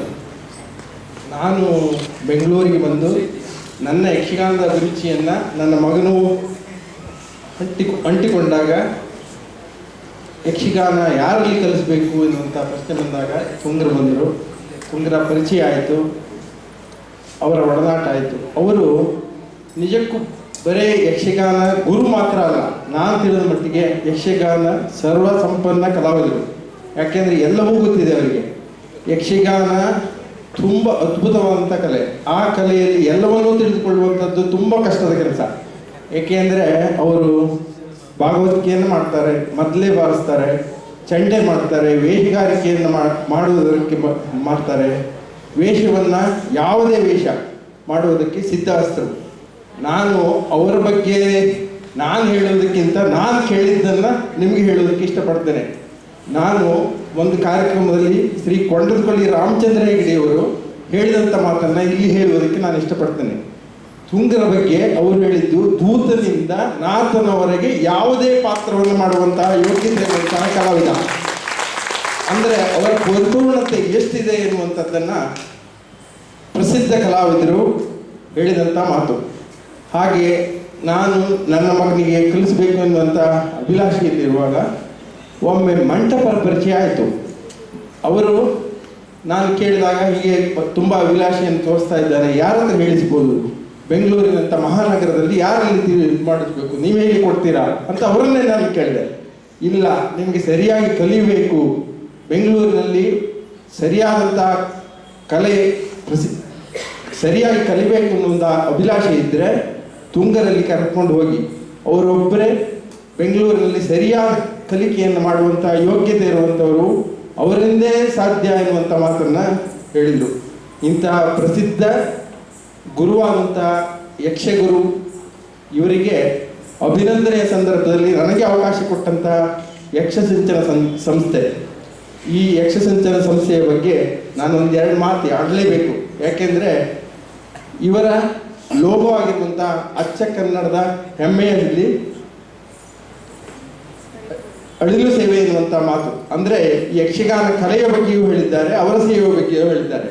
ಅವರ ತಮ್ಮ ಸ್ವಾರ್ಥವನ್ನೆಲ್ಲ ಬಿಟ್ಟು, ನಾನೇ ನೋಡಿದ ಪ್ರಕಾರ ಇವರೆಲ್ಲರೂ ವೃತ್ತಿ ಮೇಳದ ಅಥವಾ ಯಾವುದೇ ಇದಕ್ಕೆ ನಂಬಿಕೊಂಡಂತಹ ಕಲಾವಿದರಲ್ಲ. ಎಲ್ಲರೂ ಹವ್ಯಾಸಿಯಾಗಿ ಬೆಳೆದುಕೊಂಡು ಕೆಲಸವನ್ನು ಮಾಡಿಕೊಂಡು ದಿನದ ಅಥವಾ ವರ್ಷದ ಪ್ರತಿದಿನವೂ ಬೇರೆ ಭಾಷೆಯಲ್ಲಿ ಹೊಂದಾಣಿಕೆಯನ್ನು ಮಾಡಿಕೊಂಡು ಇಂಗ್ಲೀಷು ಅಥವಾ ಹಿಂದಿಯನ್ನು ಬಳಸಿಕೊಳ್ಳುತ್ತಾ ಹವ್ಯಾಸಿಯ ರಂಗಭೂಮಿಯಲ್ಲಿ ಬಂದಾಗ ಒಂದೇ ಒಂದು ಬೇರೆ ಭಾಷೆಯನ್ನು ಆಡದೆ ಮಾಡುವಂಥ ಈ ಕಲೆಯನ್ನು ತಮ್ಮ ಮೈಗೂಡಿಸಿಕೊಂಡು ಯಕ್ಷಗಾನ ಕಲೆಯ ಬಗ್ಗೆಗಾಗಿ ತುಂಬ ಅಭಿಮಾನವನ್ನು ಹೊಂದಿ ಮಾಡ್ತಾ ಇರುವಂಥ ಅವರಿಗೆ ಬೆನ್ನೆಲುಬಾಗಿ ನಿಂತಿರುವಂಥ ಶ್ರೀ ಕೃಷ್ಣಮೂರ್ತಿ ತುಂಗರು ನಿಜಕ್ಕೂ ಗುರುವಂದನೆಗೆ, ಸಾಧಕನಿಗೆ ಅವರಿಗೆ ಅಭಿನಂದನೆ ಸಲ್ಲುವಂಥದ್ದು ಶ್ರೇಷ್ಠವಾದಂಥ ಸಲ್ಲಿಕೆ. ಹಾಗೆಯೇ ಇದೇ ರೀತಿ ಅವರಿಗೆ ಆಯುರ ಆರೋಗ್ಯ ಐಶ್ವರ್ಯ, ಹಾಗೆ ಬೆಂಗಳೂರಿನಂಥ ಮಹಾನಗರದಲ್ಲಿ ಇನ್ನಷ್ಟು ಹೆಚ್ಚು ಕಲಾವಿದರನ್ನು, ಸಂಪೂರ್ಣವಾದಂಥ ಕಲಾವಿದರನ್ನ, ಅಂದರೆ ಸರಿಯಾದಂಥ ಕಲಾವಿದರನ್ನ ಹುಟ್ಟು ಹಾಕಲಿ ಎನ್ನುವಂಥ ನಂಬಿಕೆಯ ಮೇಲೆಗೆ ಅವರಿಗೆ ದೇವರ ಆರೋಗ್ಯ ಐಶ್ವರ್ಯ ಎಲ್ಲವನ್ನ ಕಣ್ಕಾಣಲಿ ಎನ್ನುವಂಥ ಮಾತುಗಳನ್ನು ಆಡುತ್ತಾ ನನ್ನ ಎರಡು ಮಾತನ್ನು ಮುಗಿಸ್ತೇನೆ. ಗುರುಗಳಿಗೆ ಒಂದು ಪತ್ರ ಬರೆದಿದ್ದೇವೆ, ಅದಕ್ಕೆ ಹೆಸರು ಪ್ರಶಸ್ತಿ ಪತ್ರ ಅಂತ ಹೆಸರಿಟ್ಟಿದ್ದೇವೆ. ಶಶಿರಾಜ್ ಸ್ವಾಮೀಜಿಯವರು ಬಂದು ಪ್ರಶಸ್ತಿ ಪತ್ರವನ್ನು ಓದಬೇಕು ಚುರುಕಾಗಿ. ಯಕ್ಷಸಿಂಚನ ಟ್ರಸ್ಟ್ ರಿಜಿಸ್ಟರ್ಡ್ ಬೆಂಗಳೂರು ದಶಮಾನೋತ್ಸವ ಸಮಾರಂಭ ಸಾರ್ಥಕ ಸಾಧಕ ಪ್ರಶಸ್ತಿ 2019. ಸನ್ಮಾನ ಪತ್ರವಿದು ಯಕ್ಷಗುರು ತಿಲಕನಿಗೆ, ಅಭಿಮಾನ ದೋಲೆಯಿದು ಘನಮೇರು ಪ್ರತಿಭೆಗೆ. ಸಂಗೀತ ಸಾಹಿತ್ಯ ಗಮಕ ಕಲೆ ಲಾಲಿತ್ಯ, ನೃತ್ಯ ವಿನ್ಯಾಸ ಜಾಣ ಯಕ್ಷರಂಗಮಣಿಗೆ. ಕಡಲಾಚೆಯಲ್ಲೂ ಸೂಸಿ ಯಕ್ಷರ ಸಮಕರಂದ, ತಕ್ಷರಾದಿರಿ ಕಲೆಯ ಸಾಮ್ರಾಜ್ಯದೊಳಗೆ. ಯಕ್ಷಗಾನದ ಕಲೆಗೆ ವಿಶ್ವಗಾನದ ಮುಡಿಗೆ, ಕಳಸವಾಗಿಯ ವಿದ್ಯೆಯು ತುಂಗ ಸಿರಿಗೆ. ಯಕ್ಷಗಾನ ಕಲಾ ಸರಸ್ವತಿಯ ಹೆಮ್ಮೆಯ ಪುತ್ರರಾದ ಶ್ರೀಯುತ ಕೆ ಕೃಷ್ಣಮೂರ್ತಿ ತುಂಗರೆ, ಉಡುಪಿ ಜಿಲ್ಲೆಯ ಕೋಟಟ್ಟು ಗ್ರಾಮದ ಅಶ್ವತ್ಥನಕಟ್ಟೆ ಶ್ರೀ ರಾಮಕೃಷ್ಣ ತುಂಗ ಹಾಗೂ ಶ್ರೀದೇವಿ ದಂಪತಿಗಳಿಗೆ ಎರಡನೆಯ ಮಗನಾಗಿ ದಿನಾಂಕ 25/3/1969 ಜನಿಸಿದ ನೀವು ಯಕ್ಷ ಗುರುಗಳಾದ ಶ್ರೀ ಹೆರಂಜಾಲ ಗೋಪಾಲಗಾಣಿಗ, ಶ್ರೀ MN ಮಧ್ಯಸ್ಥ, ಉಡುಪಿಯ ಯಕ್ಷಗಾನ ಕೇಂದ್ರದಲ್ಲಿ ಯಕ್ಷ ಗುರುಗಳಾದ ಶ್ರೀ ಮಹಾಬಲ ಕಾರಂತ ಮತ್ತು ಶ್ರೀ ಬನ್ನಂಜೆ ಸಂಜೀವ ಸುವರ್ಣರ ಬಳಿ ಯಕ್ಷಗಾನವನ್ನು ಕಲಿತಿರಿ. 1987ರಲ್ಲಿ ಯಕ್ಷದೇಗುಲ ಸಂಸ್ಥೆಯಲ್ಲಿ ಗುರುಗಳಾಗುವ ಮೂಲಕ ಕರ್ನಾಟಕದ ರಾಜಧಾನಿಯಲ್ಲಿ ಯಕ್ಷರಸದ ಕಂಪನ್ನ ಕಲಾಭಿಮಾನಿಗಳಿಗೆ ಉಣಬಡಿಸಲು ಆರಂಭಿಸಿದಿರಿ. ಯಕ್ಷಕಲಾ ಅಕಾಡೆಮಿ ಎಂಬ ಸಂಸ್ಥೆಯನ್ನು ಕಟ್ಟಿ ಯಕ್ಷಗಾನ ಪ್ರದರ್ಶನ, ಪ್ರಸಾದನ, ನಿರ್ದೇಶನ ಹಾಗೂ ವೇಷಭೂಷಣಗಳ ಗುರುತರ ಜವಾಬ್ದಾರಿಯ ಮೂಲಕ ಯಕ್ಷಕಲಾ ಸೇವೆಯನ್ನು ಮಾಡುತ್ತಿದ್ದೀರಿ. America, England, France, Germany, China, Gulf ರಾಷ್ಟ್ರಗಳು, ಸಿಂಗಾಪುರ ಇನ್ನಿತರ ದೇಶಗಳಲ್ಲಿ ಯಕ್ಷಗಾನ ಪ್ರದರ್ಶನಗಳನ್ನು ನೀಡುವ ಮೂಲಕ ಜಗದ ಜನರ ಕಣ್ಣಿಗೆ ಹಬ್ಬವನ್ನುಂಟು ಮಾಡಿದ್ದೀರಿ. ಕಲಾತ್ಮಕ ಚಿತ್ರಗಳಲ್ಲಿ ನಡೆಸಿರುವ ನೀವು ದೂರದರ್ಶನದ ಮೂಲಕವೂ ಸಹ ಮಹತ್ತೆನಿಸಿದ ಅನೇಕ ಸಾಂಸ್ಕೃತಿಕ ಕಾರ್ಯಕ್ರಮಗಳನ್ನು ನೀಡಿರುತ್ತೀರಿ.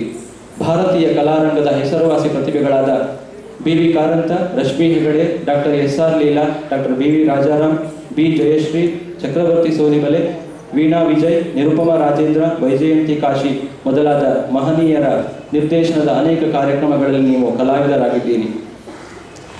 2009ರಲ್ಲಿ ಕರ್ನಾಟಕ ಯಕ್ಷಗಾನ ಬಯಲಾಟ ಅಕಾಡೆಮಿಯ ಸದಸ್ಯರಾಗಿದ್ದ ತಾವು ಕಾವೇರಿ ಕನ್ನಡ ಸಾಂಸ್ಕೃತಿಕ ಸಂಘ ನೈಜೀರಿಯಾ, ವಾಷಿಂಗ್ಟನ್ ಡಿಸಿಯ ಕಾವೇರಿ ಪ್ರಶಸ್ತಿ, ಫ್ಲೋರಿಡಾದ ಶ್ರೀಗಂಧ ಕನ್ನಡ ಕೂಟದ ವಾರ್ಷಿಕೋತ್ಸವ ಪುರಸ್ಕಾರ, ಯಕ್ಷದೇಗುಲದ ವಿದ್ಯುನ್ಮಾನ ನಗರ ಯಕ್ಷಗಾನ ಸಪ್ತಾಹ ಪುರಸ್ಕಾರ, ಭಾರತ ಸರ್ಕಾರದ ಜೂನಿಯರ್ ಸ್ಕಾಲರ್ಶಿಪ್ ಪ್ರಶಸ್ತಿ, ರಾಮಚಂದ್ರಾಪುರ ಮಠದಿಂದ ಯಕ್ಷಗುರು ತಿಲಕ ಪುರಸ್ಕಾರ, ಇಶುದಿ ಪತ್ರಿಕೆ ವಾರ್ಷಿಕ ಉತ್ಸವದಲ್ಲಿ ಯಕ್ಷಗುರು ಬಡಗುತಿಟ್ಟು ಪುರಸ್ಕಾರ, ಬೆಂಗಳೂರಿನ ಕೂಟ ಮಹಾಜಗತ್ತು ನೀಡುವ ನರಸಿಂಹ ಪ್ರಶಸ್ತಿ, ಉಡುಪಿಯ ಯಕ್ಷಗಾನ ಕೇಂದ್ರದ ಪುರಸ್ಕಾರ, ಯಕ್ಷತರಂಗ ಕೋಟ ಇದರ ವಾರ್ಷಿಕ ಉತ್ಸವದಲ್ಲಿ ಪುರಸ್ಕಾರ, ಶ್ರೀ ಲಕ್ಷ್ಮೀನಾರಾಯಣ ಜನಾರ್ದನ ಕಲಾಮಂಡಳಿ ಅಂಬಲಪಾಡಿ ಇದರ 60ರ ಅರ್ಪಣೆ ಕಾರ್ಯಕ್ರಮದಲ್ಲಿ ಸನ್ಮಾನ, ಹೀಗೆ ಅನೇಕ ಪ್ರಶಸ್ತಿ ಪುರಸ್ಕಾರ ಸನ್ಮಾನಗಳಿಗೆ ನೀವು ಭಾಜನರಾಗಿರುತ್ತೀರಿ. ಯಕ್ಷಗಾನದ ಸಮಗ್ರ ಪರಿಣಾಮಕಾರಿ ಶಿಕ್ಷಣ ನಿಮ್ಮ ಗುರುತ್ವದ ವಿಶೇಷ. ಮುಮ್ಮೇಳ, ಹಿಮ್ಮೇಳ, ನಿರ್ದೇಶನ, ಆಹಾರ್ಯ, ಪ್ರಸಾದನ, ವೇಷ ಸಾಮಗ್ರಿ ತಯಾರಿಕೆ ಎಲ್ಲ ವಿಭಾಗಗಳಲ್ಲೂ ನೀವು ಪ್ರವೀಣರು. ಪೂರ್ವರಂಗ, ಒಡ್ಡೋಲಗಗಳು, ಯುದ್ಧ ನೃತ್ಯ, ಪ್ರಯಾಣ ಕುಣಿತಗಳಂತಹ ಯಕ್ಷಗಾನದ ಮಹತ್ವದ ಪಾರಂಪರಿಕ ಅಂಗಗಳನ್ನು ತಮ್ಮ ಶಿಷ್ಯರಿಗೆ ಕಲಿಸಿ ಅವುಗಳನ್ನು ಮುಂದಿನ ಪೀಳಿಗೆಗೆ ಯಥಾವತ್ ಹಸ್ತಾಂತರಿಸುವ ಮಹತ್ ಕಾರ್ಯವನ್ನು ಮಾಡುತ್ತಿದ್ದೀರಿ.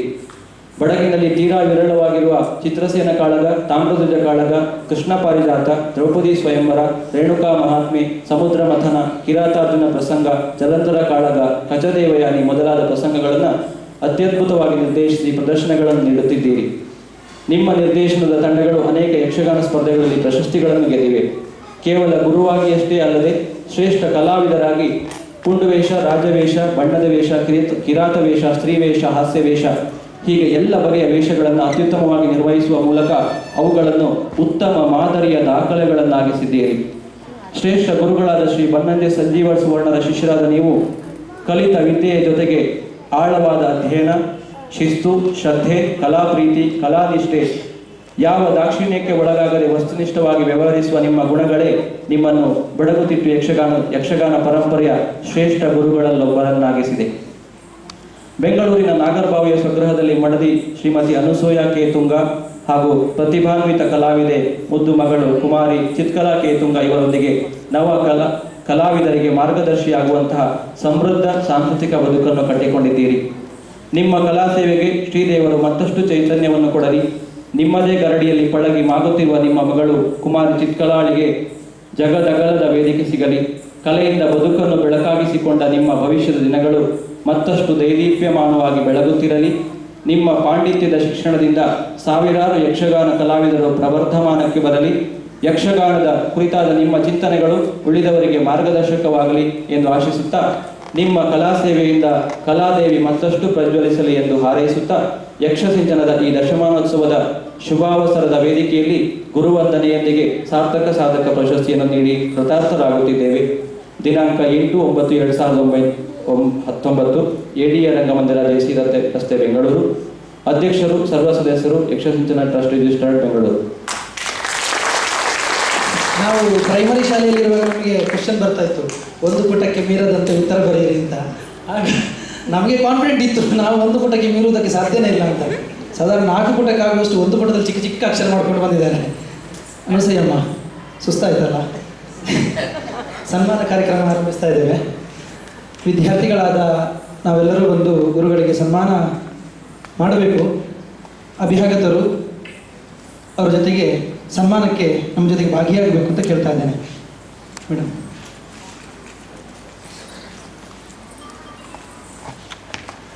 ನಾವು ನಮ್ಮ ಬದುಕಿನಲ್ಲಿ ಯಾರ ಮಾತನ್ನು ಕೇಳುತ್ತೇವೋ ಅವರ ಪುರಸ್ಕಾರಕ್ಕೆ ಒಳಗಾಗುತ್ತೇವೆ. ಯಾರ ಮಾತನ್ನು ಕೇಳುವುದಿಲ್ವೋ ನಾವು ಅವರ ತಿರಸ್ಕಾರಕ್ಕೆ ಒಳಗಾಗುತ್ತೇವೆ. ನಮ್ಮ ಬದುಕಿನಲ್ಲಿ ಪುರಸ್ಕಾರಕ್ಕೆ ಅಥವಾ ತಿರಸ್ಕಾರಕ್ಕೆ ಒಳಗಾಗುವುದು ನಾವು ಒಂದು ಮಾತನ್ನು ಕೇಳುವುದರಲ್ಲಿ ಮತ್ತು ಕೇಳದೆ ಇರುವುದರಲ್ಲಿ ಇರ್ತದೆ. ಗುರುವಿನ ಮಾತನ್ನು ನಾವು ಕೇಳಿದ್ದೇವೆ, ನಮ್ಮ ಮಾತನ್ನು ಗುರುಗಳು ಕೇಳಿದ್ದಾರೆ. ಇವತ್ತು ಗುರುಗಳು ನಮ್ಮ ಪುರಸ್ಕಾರಕ್ಕೆ ಒಳಗಾಗಿದ್ದಾರೆ.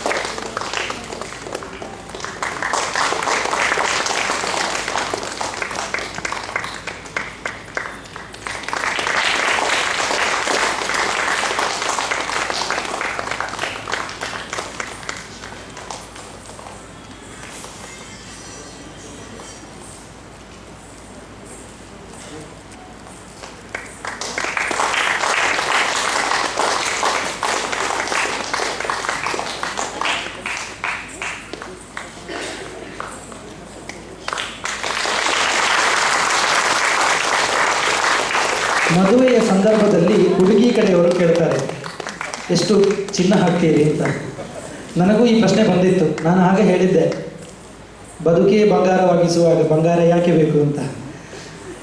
ವಿದ್ಯಾರ್ಥಿಗಳ ಬದುಕನ್ನು ಬಂಗಾರವಾಗಿಸಿದಂತಹ ಗುರುಗಳ ಗತಿಗೆ ಒಂದು ಬಂಗಾರದ ಸರವನ್ನು ಹಾಕಿದ್ದೇವೆ. ಗುರುಪುತ್ರಿ ಬಂದು ಚಿತ್ರಕ್ಕೆ ಬಂದಿಯಾಗಬೇಕು ಅಂತ ಕೇಳ್ಕೊತಾ ಇದ್ದೇವೆ.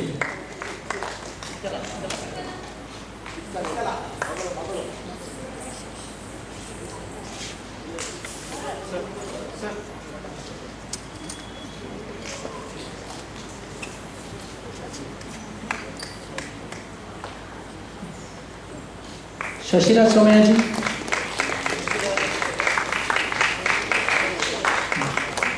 ಅವರು ವೇಷ ಕಳಚಿದ್ದಾರೆ, ವೇಷ ಮಾಡ್ತಾ ಇದ್ದಾರೆ.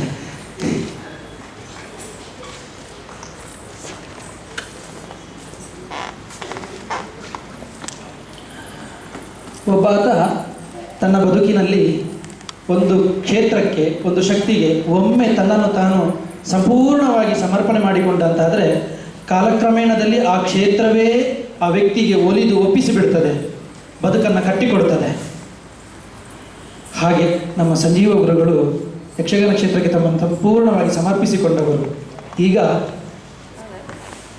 ಪರಶುರಾಮರೇ ಬಂದು ಭೀಷ್ಮನಿಗೆ ಬೆನ್ನು ತಟ್ಟುವ ಕ್ಷಣ.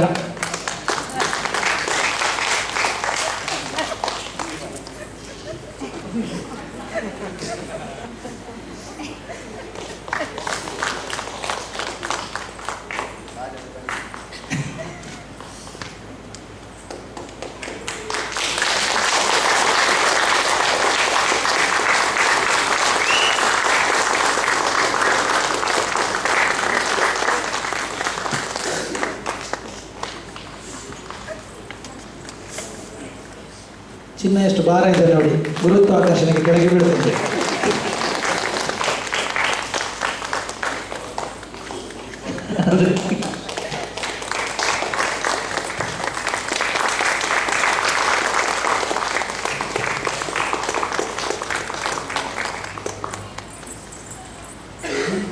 ಬದುಕನ್ನು ಬಂಗಾರವಾಗಿಸಿದಂತಹ ಗುರುಗಳು ಸಂಜೀವ ಸುವರ್ಣರು ಎರಡು ಮಾತಾಡಬೇಕು ಅಂತ ಕೇಳ್ಕೊಳ್ತೇನೆ.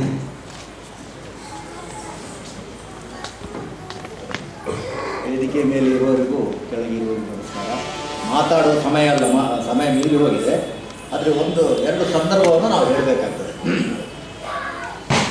ತುಂಬ್ರು ಬಹಳ ಕಷ್ಟ ಜೀವನದಲ್ಲಿ ಬಂದವರು. ಬಡಗುಂಬದಲ್ಲಿ ನಮ್ಮ ಕೇಂದ್ರಕ್ಕೆ ಬಂದರು. ನಾನು ಗುರುವಾಗಿದ್ದರೂ ಕೂಡ ನಾವು ಮಿತ್ರರಾಗಿ ಇದ್ದವರು. ಬದುಕಿಗೆ ಮುಂದೆ ಏನು ಅಂತೇಳಿ ಯೋಚಿಸುವಾಗ ಅವರನ್ನು ಬೆಂಗಳೂರಿಗೆ ಒಂದು ಚೀಲದಲ್ಲಿ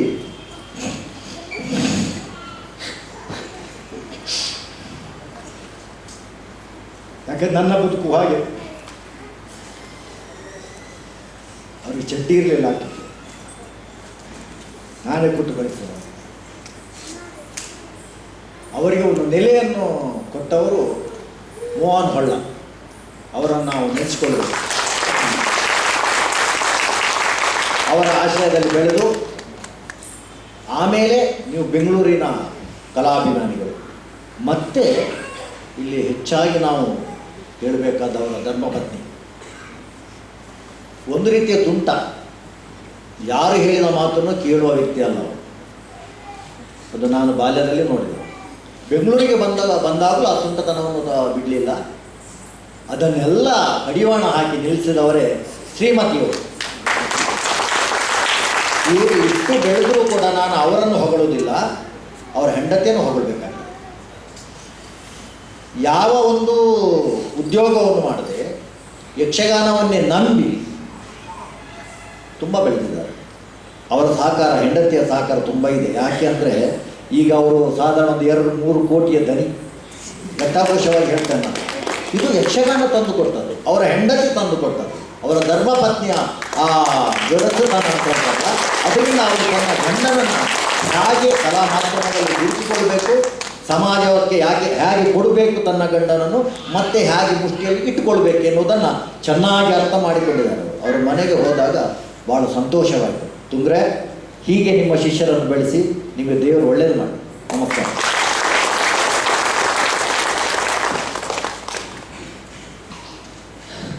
ನಾವು ಈಗ ಇರುವ ಈ ಡಿಜಿಟಲ್ ಇಂಡಿಯಾದಲ್ಲಿ ಒಂದು ಹೋಟ್ಲಿಗೆ ಹೋಗಿ ಒಳ್ಳೆ ತಿಂಡಿ ತಗೊಂಡ್ರೆ ಅದರ ಬಿಸಿ ತಿನ್ನುವುದಕ್ಕಿಂತ ಮುಂಚೆ ಫೋಟೋ ತೆಗೆದು ಫೇಸ್ಬುಕ್ ಹಾಕ್ತೀವಿ. ಅಂದರೆ ಟಮ್ ಟಮ್ ಟಮ್ ಟಮ್ ಮಾಡ್ಕೊಂಡು ಬದುಕು ನಮ್ಮದು. ನನಗೂ ಈ ಚಟ ಇತ್ತು, ಹುಚ್ಚಿತ್ತು. ಸುಮ್ಮನೆ ಏನಾದರೂ ಬರೀಬೇಕು, ಫೋಟೋ ಹಾಕಬೇಕು, ಹಾಗೆ ಹೀಗೆ ಒಂದಷ್ಟು ಲೈಕ್ ಬರಬೇಕು, ಶೇರ್ ಬರಬೇಕು, ಕಮೆಂಟ್ ಬರಬೇಕು, ಲೆಕ್ಕ ಮಾಡ್ತೇವೆ. ವಾಟ್ಸಪ್ಗೆ ಮೆಸೇಜ್ ಮಾಡಿದರೆ ಕ್ಲಿಕ್ ಮಾಡಿ ಯಾರಿಗೆಲ್ಲ ಡೆಲಿವರಿ ಆಗಿದೆ, ಯಾರೆಲ್ಲ ರೀಡ್ ಮಾಡಿದ್ದಾರೆ, ಯಾರು ರಿಪ್ಲೈ ಮಾಡಿದ್ದಾರೆ, ಈ ಮೋಹದಲ್ಲೇ ಬದುಕ್ತಾ ಇರ್ತೇವೆ. ಇದರಿಂದ ಹೊರಗೆ ಬರಬೇಕು ಅಂತ ಯೋಚನೆ ಮಾಡ್ತಾ ಇದ್ದೆ. ನಾನು ಒಂದು ಕುಂತಿಯ ಬಗ್ಗೆ ಒಂದು ಕಾದಂಬರಿ ಬರೀತಾ ಇದ್ದೆ. ನನಗಾಗ ಇದರಿಂದ ಹೇಗೆ ಹೊರಗೆ ಬರಬೇಕು ಅನ್ನೋದನ್ನು ಬರೀಬೇಕು ಅಂತ ಒಂದು ಪಾತ್ರದಲ್ಲಿ ಸೇರಿಸಿಕೊಂಡು ಹೋದೆ. ಒಬ್ಬ ವಿದ್ಯಾರ್ಥಿ ಹೋಗಿ ಕೇಳೋದು, ಗುರುಗಳೇ ನನಗೆ ಸುಮ್ಮನೆ ಇರಬೇಕು, ಸುಮ್ಮನೆ ಇರುವುದನ್ನು ಹೇಗೆ ಕಲಿಯೋದು? ಪ್ರಶ್ನೆ ಮಾಡೋದು ವಿದ್ಯಾರ್ಥಿ. ಗುರುಗಳು ಉತ್ತರ ಕೊಡೋದಿಲ್ಲ, ಸುಮ್ಮನೆ ಇರ್ತಾರೆ ಅಷ್ಟೇ. ಇದು ಸಂಜೀವ ಸುವರ್ಣರದ್ದು ಬದುಕು. ಅವರ ಬಗ್ಗೆ ಹೆಚ್ಚು ಓದಿದಿರ್ಬೋದು ನೀವು, ಅವರ ಬಗ್ಗೆ ಸರಣಿ ಲೇಖನ ಬಂದಿದೆ. ನಾವು ಅಹಂಕಾರದಿಂದ ಓದಿ ಮೆರೆದವರು, ಅವರು ಓದದೆ ಮೆರೆದವರು, ಹಾಗಾಗಿ ನಿರಹಂಕಾರದಿಂದ ಇರುವುದು. ಗುರುಗಳೇ, ನಿಮ್ಮ ಪ್ರೀತಿಗೆ,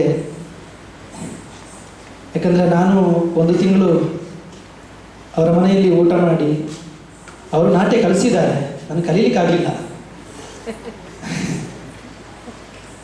ಅಂದರೆ ನಾನೆಷ್ಟು ಸ್ಟ್ರಾಂಗ್ ಇರಬೇಕು ನೋಡಿ, ಎಂತೆಂಥವ್ರು ಕಲಿಸಿದ್ದಾರೆ, ನನಗೆ ಕಲೀಲಿಕ್ಕಾಗಲಿಲ್ಲ. ನಿಮ್ಮ ಪ್ರೀತಿಯ ಗಟ್ಟಿನಲ್ಲಿ ಸಿಕ್ಕಿ ಹಾಕಿಕೊಂಡವರು ನಾವು. ಒಂದು ಸಲ ಬಹಳ ಆಸೆ ಇದೆ, ಒಂದು ಪುಂಡು ವೇಷದ ಏರುಪದದಲ್ಲಿ ಸಿಟ್ಟಲ್ಲಿ ಬೈತಾರಲ್ಲ, ನೀವು ನಿಜ ಬದುಕಿನಲ್ಲಿ ಯಾರಿಗಾದ್ರೂ ಒಮ್ಮೆ ಹಾಗೆ ಬೈಯುವುದನ್ನು ನಾವು ನೋಡಬೇಕು ಅಂತ. ಅದು ಈಡೇರುವುದಿಲ್ಲ ಅನ್ನೋ ನಂಬಿಕೆಯೂ ಇದೆ. ಅಷ್ಟು ಸಾತ್ವಿಕ ಮನುಷ್ಯ. ಅದು ನಮಗೆ ಗೊತ್ತಿದೆ. ಈಗ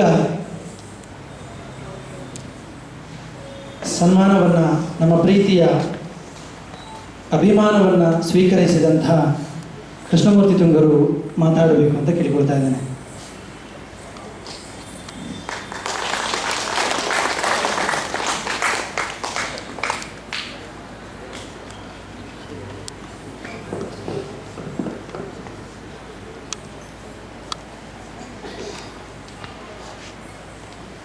ವೇದಿಕೆ ಮೇಲೆ ಕುಳಿತಿರುವ, ವಿಶೇಷವಾಗಿ ತನ್ನ ನೆಚ್ಚಿನ ಶಿಷ್ಯರನ್ನು ಆಶೀರ್ವದಿಸಲಿಕ್ಕಂತೆ ಬಂದಿರುವ, ಉಡುಪಿಯಿಂದ ಬಂದಿರುವ ಗುರುಗಳಾದ ಸಂಜೀವ ಸುವರ್ಣರೇ ಹಾಗೂ ಅವರ ಹಸ್ತ ನನಗೆ ಬಹಳ ಇಷ್ಟ. ದಿವಾಕರ್ ಹೆಗಡೆ ಅವರು ತುಂಬ ಪ್ರೀತಿಯಿಂದ ಮೈಸೂರಿನಿಂದ ಬಂದು 2 ದಿವಸದಿಂದ ನಮ್ಮ ಜೊತೆಯಲ್ಲೇ ಇದ್ದಾರೆ ಅಂತ ದೇವಕರ ಹೆಗಡೆಯವರೇ ಹಾಗೂ ಗೋಪಾಲ ಸ್ವಾಮೀಜಿಯವರೇ.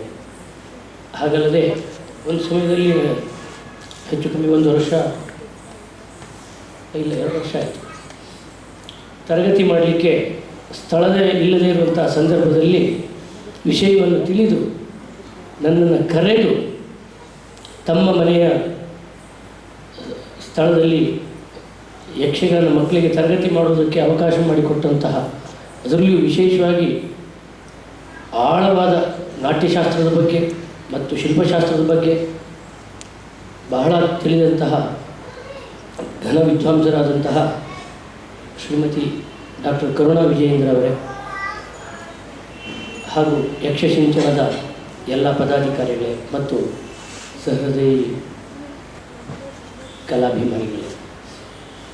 ಮಾತಾಡಲಿಕ್ಕೆ ತುಂಬ ಉಂಟು, ಎಷ್ಟು ಮಾತಾಡೋದು. ಅದರಿಂದ ಗುರುಗಳ ಆಗಲೇ ಆಶೀರ್ವಾದ ಮಾಡಿದ್ದಾರೆ.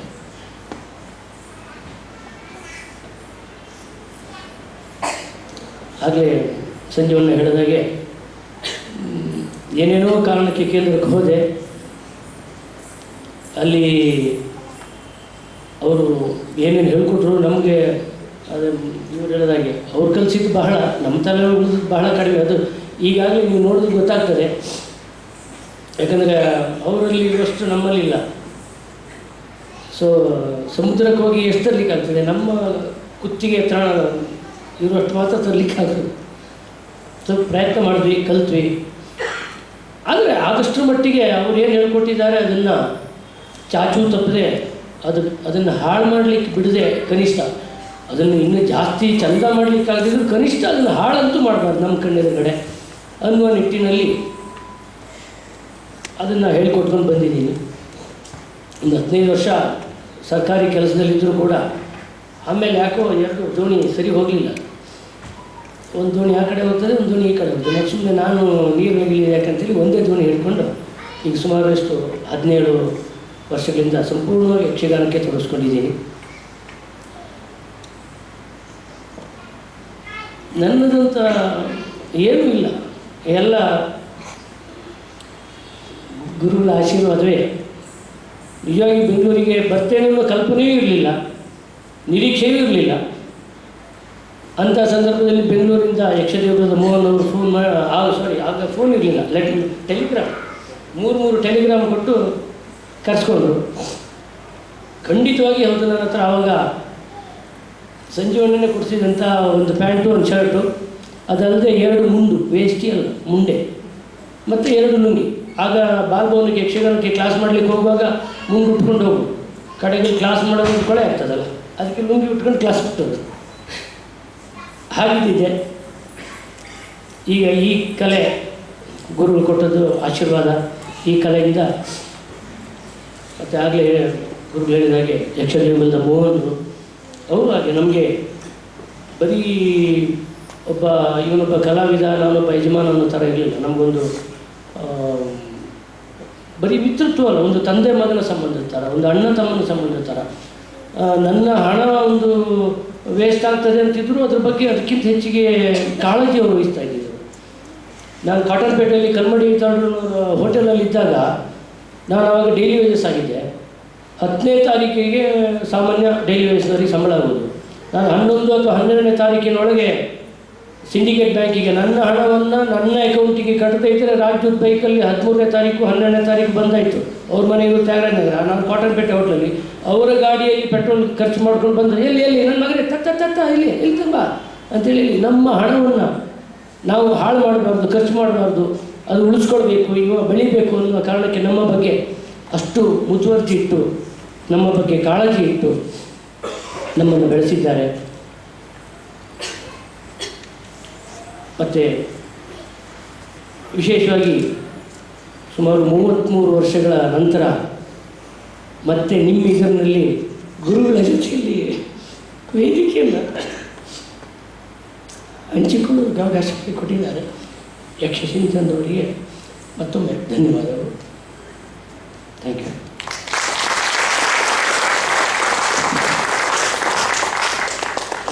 ಹೌದು, ಬದುಕಿನಲ್ಲಿ ಕಷ್ಟವನ್ನಾದರೂ ಸಹಿಸ್ಕೊಳ್ಬೋದು, ಸುಖವನ್ನು ಸಹಿಸ್ಕೊಳ್ಳೋಕ್ಕಾಗೋದಿಲ್ಲ. ಆ ಸುಖ ಅನಸೂಯಮ್ಮನವರ ಕಣ್ಣಿಂದ ಎಳಿತಾ ಇದೆ. ಈಗ ನಾವು 3ನೇ ಕಾಲ ಇಲ್ಲ, ಡೈರೆಕ್ಟ್ 4ನೇ ಕಾಲಕ್ಕೆ ಸ್ಪೀಡ್ ಆಗಬೇಕು. ಗೊತ್ತಿದೆ, ಒಂದಷ್ಟು ಬಹುಮಾನ ಇರುವವರಿಗೆ ಗೊತ್ತಿದೆ ಯಾರ್ಯಾರಿದೆ ಅಂತ. ಚುರುಕಿನಲ್ಲಿ ಬಹುಮಾನದ ಕಾರ್ಯಕ್ರಮ ಇದೆ. ಇದು ಯಕ್ಷಸಿಂಚನ 10ರ ಹೊತ್ತು ಹತ್ತಿ ಬಂದವರು ನಾವು ಒಂದಷ್ಟು ಸ್ಪರ್ಧೆಗಳನ್ನೆಲ್ಲ ಮಾಡಿದ್ದೆವು. ಅದರಲ್ಲಿ ಬಹುಮಾನವನ್ನು ಗೆದ್ದವರಿದ್ದೇವೆ. ಪ್ರಸಂಗ ರಚನಾ ಸ್ಪರ್ಧೆಯಲ್ಲಿ ಪ್ರಥಮ ಬಹುಮಾನ ದೇವಸೇನ ಪರಿಣಯ. ಶಿವಕುಮಾರ್ ಹಳಗೋಡು ಇವರು ಬಂದು ಬಹುಮಾನವನ್ನು ಸ್ವೀಕರಿಸಬೇಕು ಅಂತ ಕೇಳ್ಕೊಳ್ತಾ ಇದ್ದಾರೆ.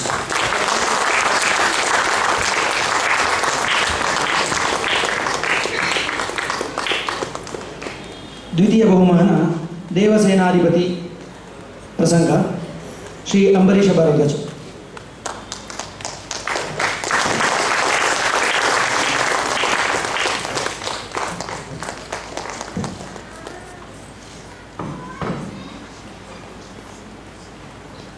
ಅಂಬರೀಷ ಭಾರದ್ವಾಜ್.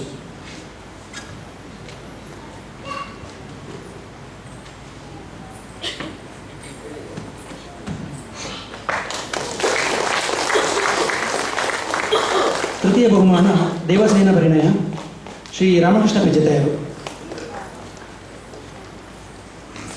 ಅವರಿಗೆ ಬಹುಮಾನವನ್ನು ತಲುಪಿಸುತ್ತೇವೆ. ಅಂತರ್ಜಾಲದಲ್ಲಿ ರಸಪ್ರಶ್ನೆ ಕಾರ್ಯಕ್ರಮವನ್ನು ಹಮ್ಮಿಕೊಂಡಿದ್ದೆವು. ಇಷ್ಟು ಹೊತ್ತಿಗೆ ಲಾಗಿನ್ ಆಗಬೇಕು, ಹೀಗೆ ಇರಬೇಕು ಅಂತ ಒಂದಷ್ಟು ನಿಯಮ ಇತ್ತು. ಅದರಲ್ಲಿ ಬಹುಮಾನವನ್ನು ಗೆದ್ದವರು ಶ್ರೀ ಭಾರ್ಗವ್ HG.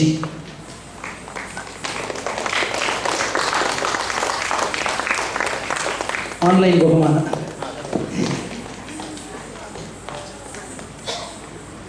ದ್ವಿತೀಯ ಬಹುಮಾನ ವರ್ಧನೀಯಂ.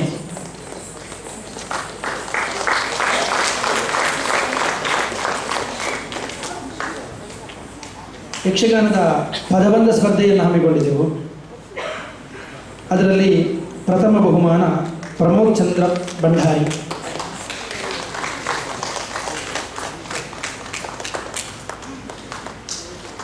ಪ್ರಮೋದ್ ಚಂದ್ರ ಭಂಡಾರಿ. ದ್ವಿತೀಯ ಬಹುಮಾನ ರಾಘವೇಂದ್ರ ಅಡಿಗ ತೀರ್ಥಹಳ್ಳಿ. ಇದು ಪ್ರಥಮ ಬಹುಮಾನ ತಗೊಳ್ಳಿಕ್ಕೆ ಬರದೇ ಇರುವುದರಿಂದ ಇವರಿಗೆ ಪ್ರಥಮ ಬಹುಮಾನ ಆಗ್ತದೆ.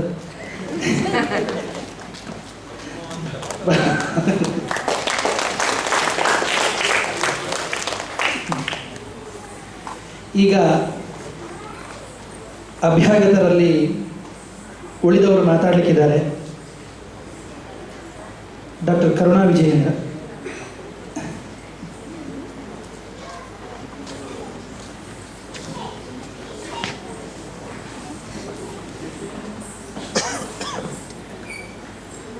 ಗುರುಭ್ಯೋ ನಮಃ. ಈ ಸಂಜೆಯಲ್ಲಿ ಎಲ್ಲರಿಗೂ ನನ್ನ ವಂದನೆಗಳು. ಇವತ್ತಿನ ದಿನಚರಿ ಹೇಗೆ ನಡೆದಿದೆ ನಮಗೆ ಅಂತ ಅನ್ನೋದಕ್ಕೆ ಒಂದು ಸಣ್ಣ ಉದಾಹರಣೆಯನ್ನು ಕೊಡ್ತೀನಿ. ನಾನು ಹೇಗೆ ಈ ವೇದಿಕೆಯಲ್ಲಿ ಬಂದು ಕೂಳ್ತಿದ್ದೇನೆ ಅಂತ. ಒಂದೂವರೆ ತಿಂಗಳ ಹಿಂದೆ ನನಗೆ ಒಂದು ಫೋನ್ ಕಾಲ್ ಬಂದಿತ್ತು. ನಾನು ಕೊಲ್ಲಾಪುರ ಸ್ಟೇಷನ್ನಲ್ಲಿದ್ದೆ. ಟ್ರೈನ್ ಹತ್ತಕ್ಕೆ ಹೋಗಬೇಕಾಗಿತ್ತು. ಟ್ರೈನ್ ಲೇಟಾಗಿ ಹೋಗಿತ್ತು. ಒಂದೇ ಸಮ ಫೋನ್ ಬರ್ತಾಯಿತ್ತು. ಸಾಧಾರಣ ಫೋನ್ ಬಂದ ತಕ್ಷಣ ನಾನು ತೊಗೊಳ್ಲಿಕ್ಕಾಗಲಿಲ್ಲ. ಟ್ರೈನನ್ನು ಹತ್ತಿದೆ. ಆನಂತರ ಯಾರೋ ಕಾಲ್ ಮಾಡಿದ್ದಾರೆ ಅಂತ ಫೋನ್ನ ತೊಗೊಂಡು ಮಾತಾಡಿದೆ.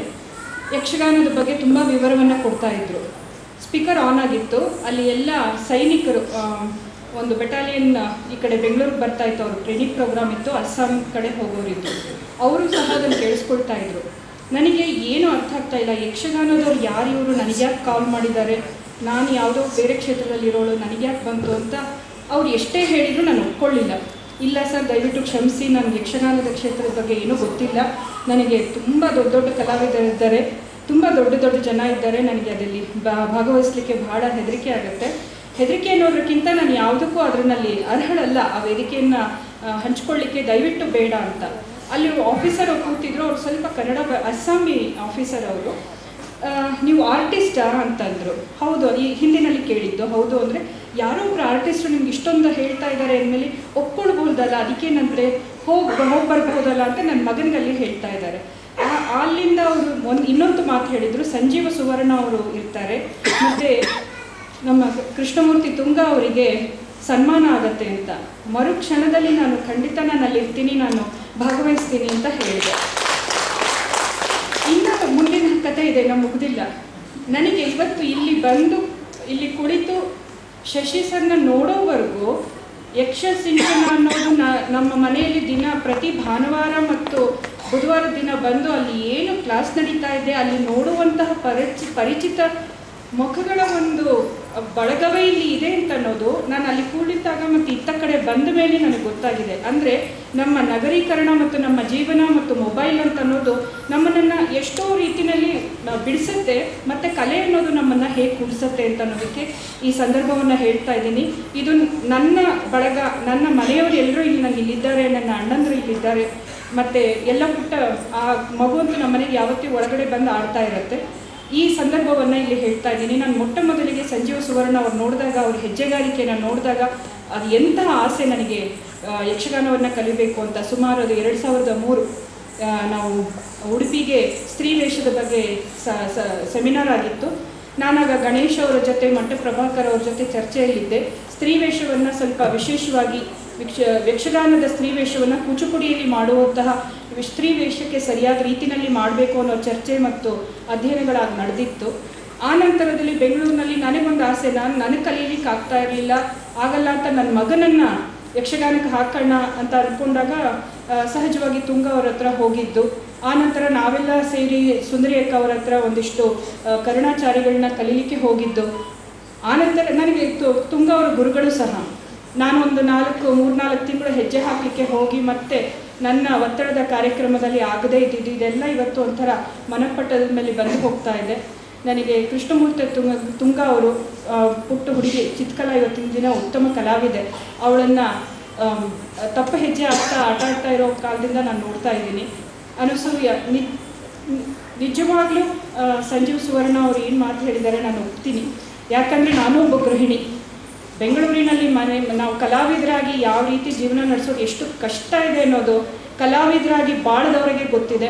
ಅದು ಅಷ್ಟು ಸುಲಭ ಇಲ್ಲ. ಇಲ್ಲಿ ವೇದಿಕೆ ಮೇಲೆ ನಮಗೆ ಇಷ್ಟು ಬಣ್ಣದಲ್ಲಿ ನಾವು ಮೆರಿತೀವಿ ಮತ್ತು ಎಲ್ಲವನ್ನು ಸುತ್ತಲೂ ಕತ್ತಲನ್ನು ಕಟ್ಕೊಂಡು ನಾವು ಇಲ್ಲಿ ವೇದಿಕೆ ಮೇಲೆ ನರ್ತನವನ್ನು ಮಾಡ್ತೀವಿ ಅಥವಾ ನಾವು ಆಟವನ್ನು ಕಟ್ತೀವಿ. ಆದರೆ ನಿಜ ಜೀವನದಲ್ಲಿ ಕೂಡ ನಮಗೆ ಹಾಗೆ ಇರುತ್ತೆ. ಮುಂದೆ ಕತ್ತಲಿರುತ್ತೆ, ನಾವು ಹೇಗೆ ಹೋಗ್ತೀವಿ ಅಂತ ಗೊತ್ತಿಲ್ಲ. ಆ ಥರ ಹುಚ್ಚುಚ್ಕೊಂಡವಳು ನಾನು. ಸಂಶೋಧನೆ ಅಂತ ಇಳಿದು ಅಲ್ಲಿ ನನಗೇನು ಸರಿಯಾದ ಮಾಹಿತಿ ಸಂಗ್ರಹಣೆ ಇಲ್ಲದೆ ಎಲ್ಲೆಲ್ಲ ಓಡಾಡಿ ಏನೋ ಮಾಡಿಕೊಂಡು ಒಟ್ಟಿನಲ್ಲಿ ನಾನು ಅದೇ ರೀತಿ ನಡೀತಾ ಇದ್ದೀನಿ ಇವತ್ತಿಗೂ. ಸೊ ಕಲಾವಿದರ ಜೀವನವೇ ಏನೋ ಒಂದು ಹುಚ್ಚು ಮತ್ತು ಆಟ ನಡೀತಾ ಇರುತ್ತೆ. ಅದರೊಳಗೆ ಏಗಿ ಸಾಗಿ ಎದ್ದು ನಿಂತು ಸಾರ್ಥಕತೆಯನ್ನು ಪಡ್ಕೊಂಡು ನಮ್ಮ ಸಂಸ್ಕೃತಿ ಮತ್ತು ಸಂಸ್ಕಾರಗಳನ್ನು ಉಳಿಸ್ಕೊಂಡು ಬೆಳೆಸ್ಕೊಂಡು ಹೋಗ್ತಾ ಇರುವಂತಹ ಈ ಒಂದು ಬಳಗದ ಜೊತೆ ನಾನಿದ್ದೇನೆ. ಈ ಸಂದರ್ಭದಲ್ಲಿ ಸಹ ನಾನು ಭಾಗಿಯಾಗಿದ್ದೇನೆ. ಈ ಅತ್ಯಂತ ಅಮೂಲ್ಯ ಕ್ಷಣಗಳನ್ನ, ಸುಂದರ ಕ್ಷಣಗಳನ್ನ ಹಂಚ್ಕೊಂಡಿದ್ದೇನೆ ಅನ್ನೋದೇ ನನಗೆ ಸಾಕು. ನನಗೇನು ಮಾತು ಬರ್ತಿಲ್ಲ. ಈ 3 ಸಾಲಲ್ಲಿ ಈ 3 ಕೆಲವೊಂದು ಸನ್ನಿವೇಶಗಳನ್ನ ಹಿಡಿದು ಕಟ್ಕೊಡ್ಬೇಕಾಗಿತ್ತು ಅಷ್ಟೇ. ಹೀಗೆ ನಿರಂತರವಾಗಿ ಯಕ್ಷಸಿಂಚನದ ಕಾರ್ಯಕ್ರಮಗಳು ನಡೀಲಿ. ದಶಮಾನ ಆಗಿದೆ. ಮುಂದೆ 12ನೇ ವರ್ಷ, 15ನೇ ವರ್ಷ, 20ನೇ ವರ್ಷ ಎಲ್ಲದರಲ್ಲೂ ಭಾಗಿಯಾಗೋಣ. ಹೀಗೆ ಕಾರ್ಯಕ್ರಮಗಳನ್ನ ಕೊಡ್ತಾ ಇರೋಣ. ಸಂಜೀವ ಸುವರ್ಣ ಅವರ ಪ್ರಾತ್ಯಕ್ಷಿಕೆ ನನಗೆ ಅಮರ ಮಧುರ. ಯಾಕಂದರೆ ನನಗೆ ಅವರ ಪ್ರಾತ್ಯಕ್ಷಿಕೆಯನ್ನು ನೋಡಬೇಕು, ಹೆಜ್ಜೆಗಾರಿಕೆಯನ್ನು ನೋಡಬೇಕು, ಅವರ ನರ್ತನವನ್ನು ನೋಡಬೇಕು ಅಂತಿದ್ದೆ. ಇವತ್ತು ನನಗೆ ಎಂಥ ಸುವರ್ಣ ಅವಕಾಶವನ್ನು ಸುವರ್ಣ ಕೊಟ್ಟಿದ್ದೀರ.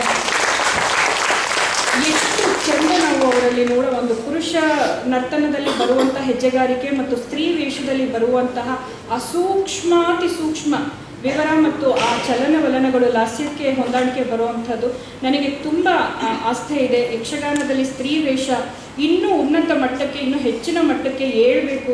ಅಲ್ಲಿ ಅನೇಕ ಆಯಾಮಗಳನ್ನ ತೆರೆದುಕೊಂಡು, ಗೊತ್ತಿಲ್ಲ ನಾನು ಎಷ್ಟು ಸರಿ ಹೇಳ್ತಾ ಇದ್ದೀನಿ, ತಪ್ಪು ನನಗೆ ಗೊತ್ತಿಲ್ಲ. ಬೇರೆ ಕ್ಷೇತ್ರದಿಂದ ಬಂದವಳು ನಾನು. ನಮಗೆ ನಾಯಿಕಾ ಪ್ರಭೇದದಲ್ಲಿ ಮತ್ತು ಸ್ತ್ರೀ ವೇಷದಲ್ಲಿ ಅನೇಕ ಪ್ರಭೇದಗಳಿವೆ ಮತ್ತು ಸೂಕ್ಷ್ಮಾತಿ ಸೂಕ್ಷ್ಮಗಳಿದೆ. ಉತ್ತಮದಿಂದ ಅಧಮ ತನಕ ಬೇರೆ ಬೇರೆ ರೀತಿಯ ನಾವು ಏನು ನಾಯಿಕಾ ಅಂತ ಹೇಳಿದಾಗ ನಮಗೆ 27 ನಾಯಿಕೆಯರು ಸಿಗ್ತಾರೆ. ಹಾಗೆಯೇ ನಮಗೆ ಅದನ್ನೇ ಮುಂದುವರಿಸ್ತಾ ಹೋದರೆ 5000 ನಾಯಿಕಾ ಅಂತ ನಮಗೆ ವಿಷಯ ಪ್ರಬಂಧ ಅಂದರೆ ಪ್ರಭೇದಗಳು ಸಿಗುತ್ತೆ. ಆ ನಿಟ್ಟಿನಲ್ಲಿ ಅದರಲ್ಲಿ ಅಟ್ಲೀಸ್ಟ್ ಒಂದು 5ರಿಂದ 10 ವೆರೈಟಿ ನಾಯಿಕಾ ಪ್ರಭೇದದಲ್ಲಿ ಬರುವಂತಹ ಆ ಪಾತ್ರ ಸನ್ನಿವೇಶಗಳಿಗೆ ಹೊಂದಾಣಿಕೆ ಆಗುವಂತಹ ಒಂದಿಷ್ಟು ಪ್ರಸಂಗಗಳು, ಸ್ತ್ರೀ ವೇಷವೂ ಪುರುಷ ವೇಷಕ್ಕೆ ಸಮನಾಗಿ ಬರುವಂತಹ ಕಥಾ ಪ್ರಸಂಗಗಳು ಯಕ್ಷಗಾನದಲ್ಲಿ ಬರ್ತಾ ಇರಬಹುದು. ಬರಲಿ ಅಂತ ಆಶಿಸ್ತೀನಿ. ಏಕೆಂದರೆ ನಮಗೆ ಕೂಚುಪುಡಿ, ಭಾಮಕಲಾಪಂ ಆಗಲಿ, ಬೇರೆ ನಮ್ಮ ನೃತ್ಯ ಪರಿಧಿಯಲ್ಲಿ ಮತ್ತು ಭಾಗವತ ಮೇಳಗಳಲ್ಲಿ ನಾವು ನೋಡಲಿಕ್ಕೆ ಅವಕಾಶಗಳನ್ನ ಮಾಡಿಕೊಡಿ ಅಂತ ಕೇಳ್ತಾ, ಇವತ್ತಿಗೆ ಅವಕಾಶವನ್ನು ಕೊಟ್ಟಂತಹ ಪ್ರತಿಯೊಬ್ಬರಿಗೂ, ವಿಶೇಷವಾಗಿ ಶಶಿ ಅವ್ರಿಗೆ, ಮನೆಯವರಿಗೆ ಮತ್ತು ಯಕ್ಷ ಸಿಂಚನಕ್ಕೆ ಕೃತಜ್ಞತೆಗಳನ್ನ ಹಾಗೂ ಅಭಿನಂದನೆಗಳನ್ನ ಸಲ್ಲಿಸ್ತಾ ಇದ್ದೀನಿ. ನಮಸ್ಕಾರ.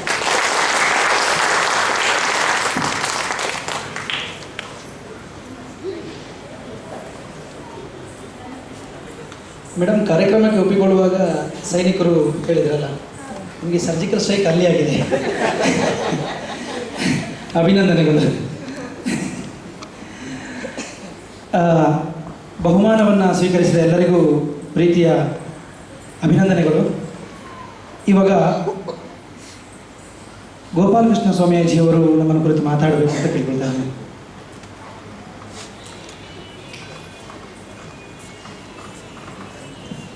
ಈಗ ಎಲ್ರಿಗೂ ನಮಸ್ಕಾರ. ಎಲ್ಲ ಮುಂದಿನ ಕಾರ್ಯಕ್ರಮ ಏನಿದೆ ಅನ್ನುವಂಥ ನಿರೀಕ್ಷೆಯಲ್ಲಿರುವಾಗ ಹೆಚ್ಚು ಮಾತಾಡುವುದು ತರವಲ್ಲ ಅನ್ನುವಂಥ ಅಭಿಪ್ರಾಯ ನಂದು. ಯಕ್ಷಗಾನ ಈ ಯಕ್ಷಸಿಂಚನ ತಂಡವನ್ನು ಆರಂಭದಲ್ಲಿ ಗುರುರಾಜ ಕಲ್ಯಾಣ ಮಂಟಪ ನೆಟ್ಟಕಲಪ ಸರ್ಕಲ್ ಎಂಬ ಜಾಗದಲ್ಲಿ ಬಹುಶಃ ನಾನು ಮತ್ತು ವಿ ಆರ್ ಹೆಗಡೆ ಅಂತ ಇದ್ದವರು, ಅವರು ತುಂಬ ಯಕ್ಷಗಾನ ಅಭಿಮಾನಿಗಳು, ಪ್ರೋತ್ಸಾಹಕರು. ಬೆಂಗಳೂರಿನಲ್ಲಿ ಯಕ್ಷಗಾನ ವೇಷಧಾರಿಗಳ ಕಟೌಟನ್ನು ಚಲನಚಿತ್ರದ ನಾಯಕ ನಟರ ಅಂತೆ ಕಟ್ಟಿ ನಿಲ್ಲಿಸಬೇಕು ಎನ್ನುವಂಥ ಒಂದು ಆಶಯವನ್ನು ಹೊಂದಿದವರಾಗಿದ್ದರು. ಅವರು ಈಗ ನಮ್ಮೊಂದಿಗಿಲ್ಲ. ಇಂಥ ಒಂದು ಸಂದರ್ಭದಲ್ಲಿ ಅವರಿಂದ ಉದ್ಘಾಟಿಸಲ್ಪಟ್ಟಂತಹ ಈ ಯಕ್ಷಸಿಂಚನ ತಂಡ ಮುಂದೆ ಕೃಷ್ಣಮೂರ್ತಿ ತುಂಗರ ಒಂದು ಗುರುತ್ವದಲ್ಲಿ ಈ ಮಟ್ಟದಲ್ಲಿ, ಅಂದರೆ ತನ್ನ ಸ್ವಂತಿಕೆಯನ್ನು ಉಳಿಸ್ಕೊಂಡು ತುಂಬ ಸಾಂಸ್ಕೃತಿಕ ಕಾರ್ಯಕ್ರಮ ಸಾಂಸ್ಕೃತಿಕವಾಗಿಯೇ ಮುಂದುವರೆದು ಬರ್ತಾ ಇರೋದಕ್ಕೆ ತುಂಬ ಹೆಮ್ಮೆ ಅನ್ನಿಸ್ತಾ ಇದೆ. ಈಗ ಸಾಮಾನ್ಯವಾಗಿ ಸಾಂಸ್ಕೃತಿಕ ಕಾರ್ಯಕ್ರಮ ಅನ್ನುವಂಥದ್ದು ಗಣೇಶನ ಹಬ್ಬಗಳಲ್ಲಿ, ಬೇರೆ ಬೇರೆ ಕಡೆಗಳಲ್ಲಿ ಸಾಂಸ್ಕೃತಿಕವಾಗಿ ಉಳಿದಿಲ್ಲ. ಸಂಸ್ಕೃತಿಯನ್ನು ಎಲ್ಲಿ ನಮ್ಮ ಜನರಿಗೆ, ಮುಂದಿನ ಜನರಿಗೆ ತಲುಪುವಂಥ ಒಂದು ನಿಟ್ಟಿನಲ್ಲಿ ಯಾವ ಕಲೆ ಸಕ್ರಿಯವಾಗಿ ಇರ್ತದೋ ಅದೇ ಸಾಂಸ್ಕೃತಿಕ ಕಾರ್ಯಕ್ರಮ. ಯಾವ ಸಂಸ್ಕೃತಿಯನ್ನು ಯಾವ ಕಲೆ ಉಳಿಸ್ಕೊಂಡು ಹೋಗ್ತದೋ ಅದು ಸಾಂಸ್ಕೃತಿಕ ಕಾರ್ಯಕ್ರಮ. ಇಂದು ಬಹುತೇಕ ಕಲೆಗಳಲ್ಲಿ ಅದು ಮಾಯವಾಗಿಬಿಟ್ಟಿದೆ. ಯಕ್ಷಗಾನದಲ್ಲಿ ಕೂಡ ಕಲಬೆರಕೆ ಆಗೋಗ್ಬಿಟ್ಟಿದೆ. ಸಾಮಾನ್ಯವಾಗಿ ಸಮಾಜದಲ್ಲಿ ಏನು ಕಲಬೆರಕೆ ನೀರು, ನಮ್ಮ ನಗರಗಳಲ್ಲಿ ಇರುವಂಥ ನೀರುಗಳೆಲ್ಲ ಆವಿಯಾಗಿ ಮೇಲೆ ಮೋಡದ ಪದರದಲ್ಲಿ ಸಿಲುಕಿ ಆಮ್ಲ ಮಳೆ ಆಗುವಂತೆ ನಮ್ಮ ಸ್ಮೃತಿ ಪಟ್ಟಲದಲ್ಲಿ ಯಾವ ಕಲೆ, ಯಕ್ಷಗಾನ ಅನ್ನುವಂಥದ್ದು, ಕೆಲವು ನೃತ್ಯಗಳು ಎಲ್ಲ ರಂಗದಲ್ಲಿ ಎಲ್ಲ ಪ್ರಸಂಗಗಳಲ್ಲಿ ಒಬ್ಬ ವೇಷಧಾರಿ ಬಂದು ಅವನಿಗೆ ಗೊತ್ತಿರುವಂಥದ್ದು 3-4 ಕುಣಿತ ಮನೋರಂಜನೆಗಾಗಿ ಕುಣಿದು ಹೋಗುವಂಥ ಅಭ್ಯಾಸ ಸಾಮಾನ್ಯ ಆಗೋಗ್ಬಿಟ್ಟಿದೆ. ಇದು ಕಲಬೆರಕೆ. ಅದೇ ಸತ್ಯ ಅನ್ನುವಂಥ ಒಂದು ರೀತಿಯ ಪ್ರೇಕ್ಷಕರು ಕೂಡ ತುಂಬ ಈಗ ಉಳ್ಕೊಂಡವರಲ್ಲಿ ಬಹಳ. ಇಲ್ಲಿ ಬಂದವರು ಯಾರು ಅದಕ್ಕಾಗಿ ಬಂದವರಲ್ಲ ಅನ್ನುವಂಥದ್ದು ಸರಿಯಾಗಿ ಗೊತ್ತಿದೆ.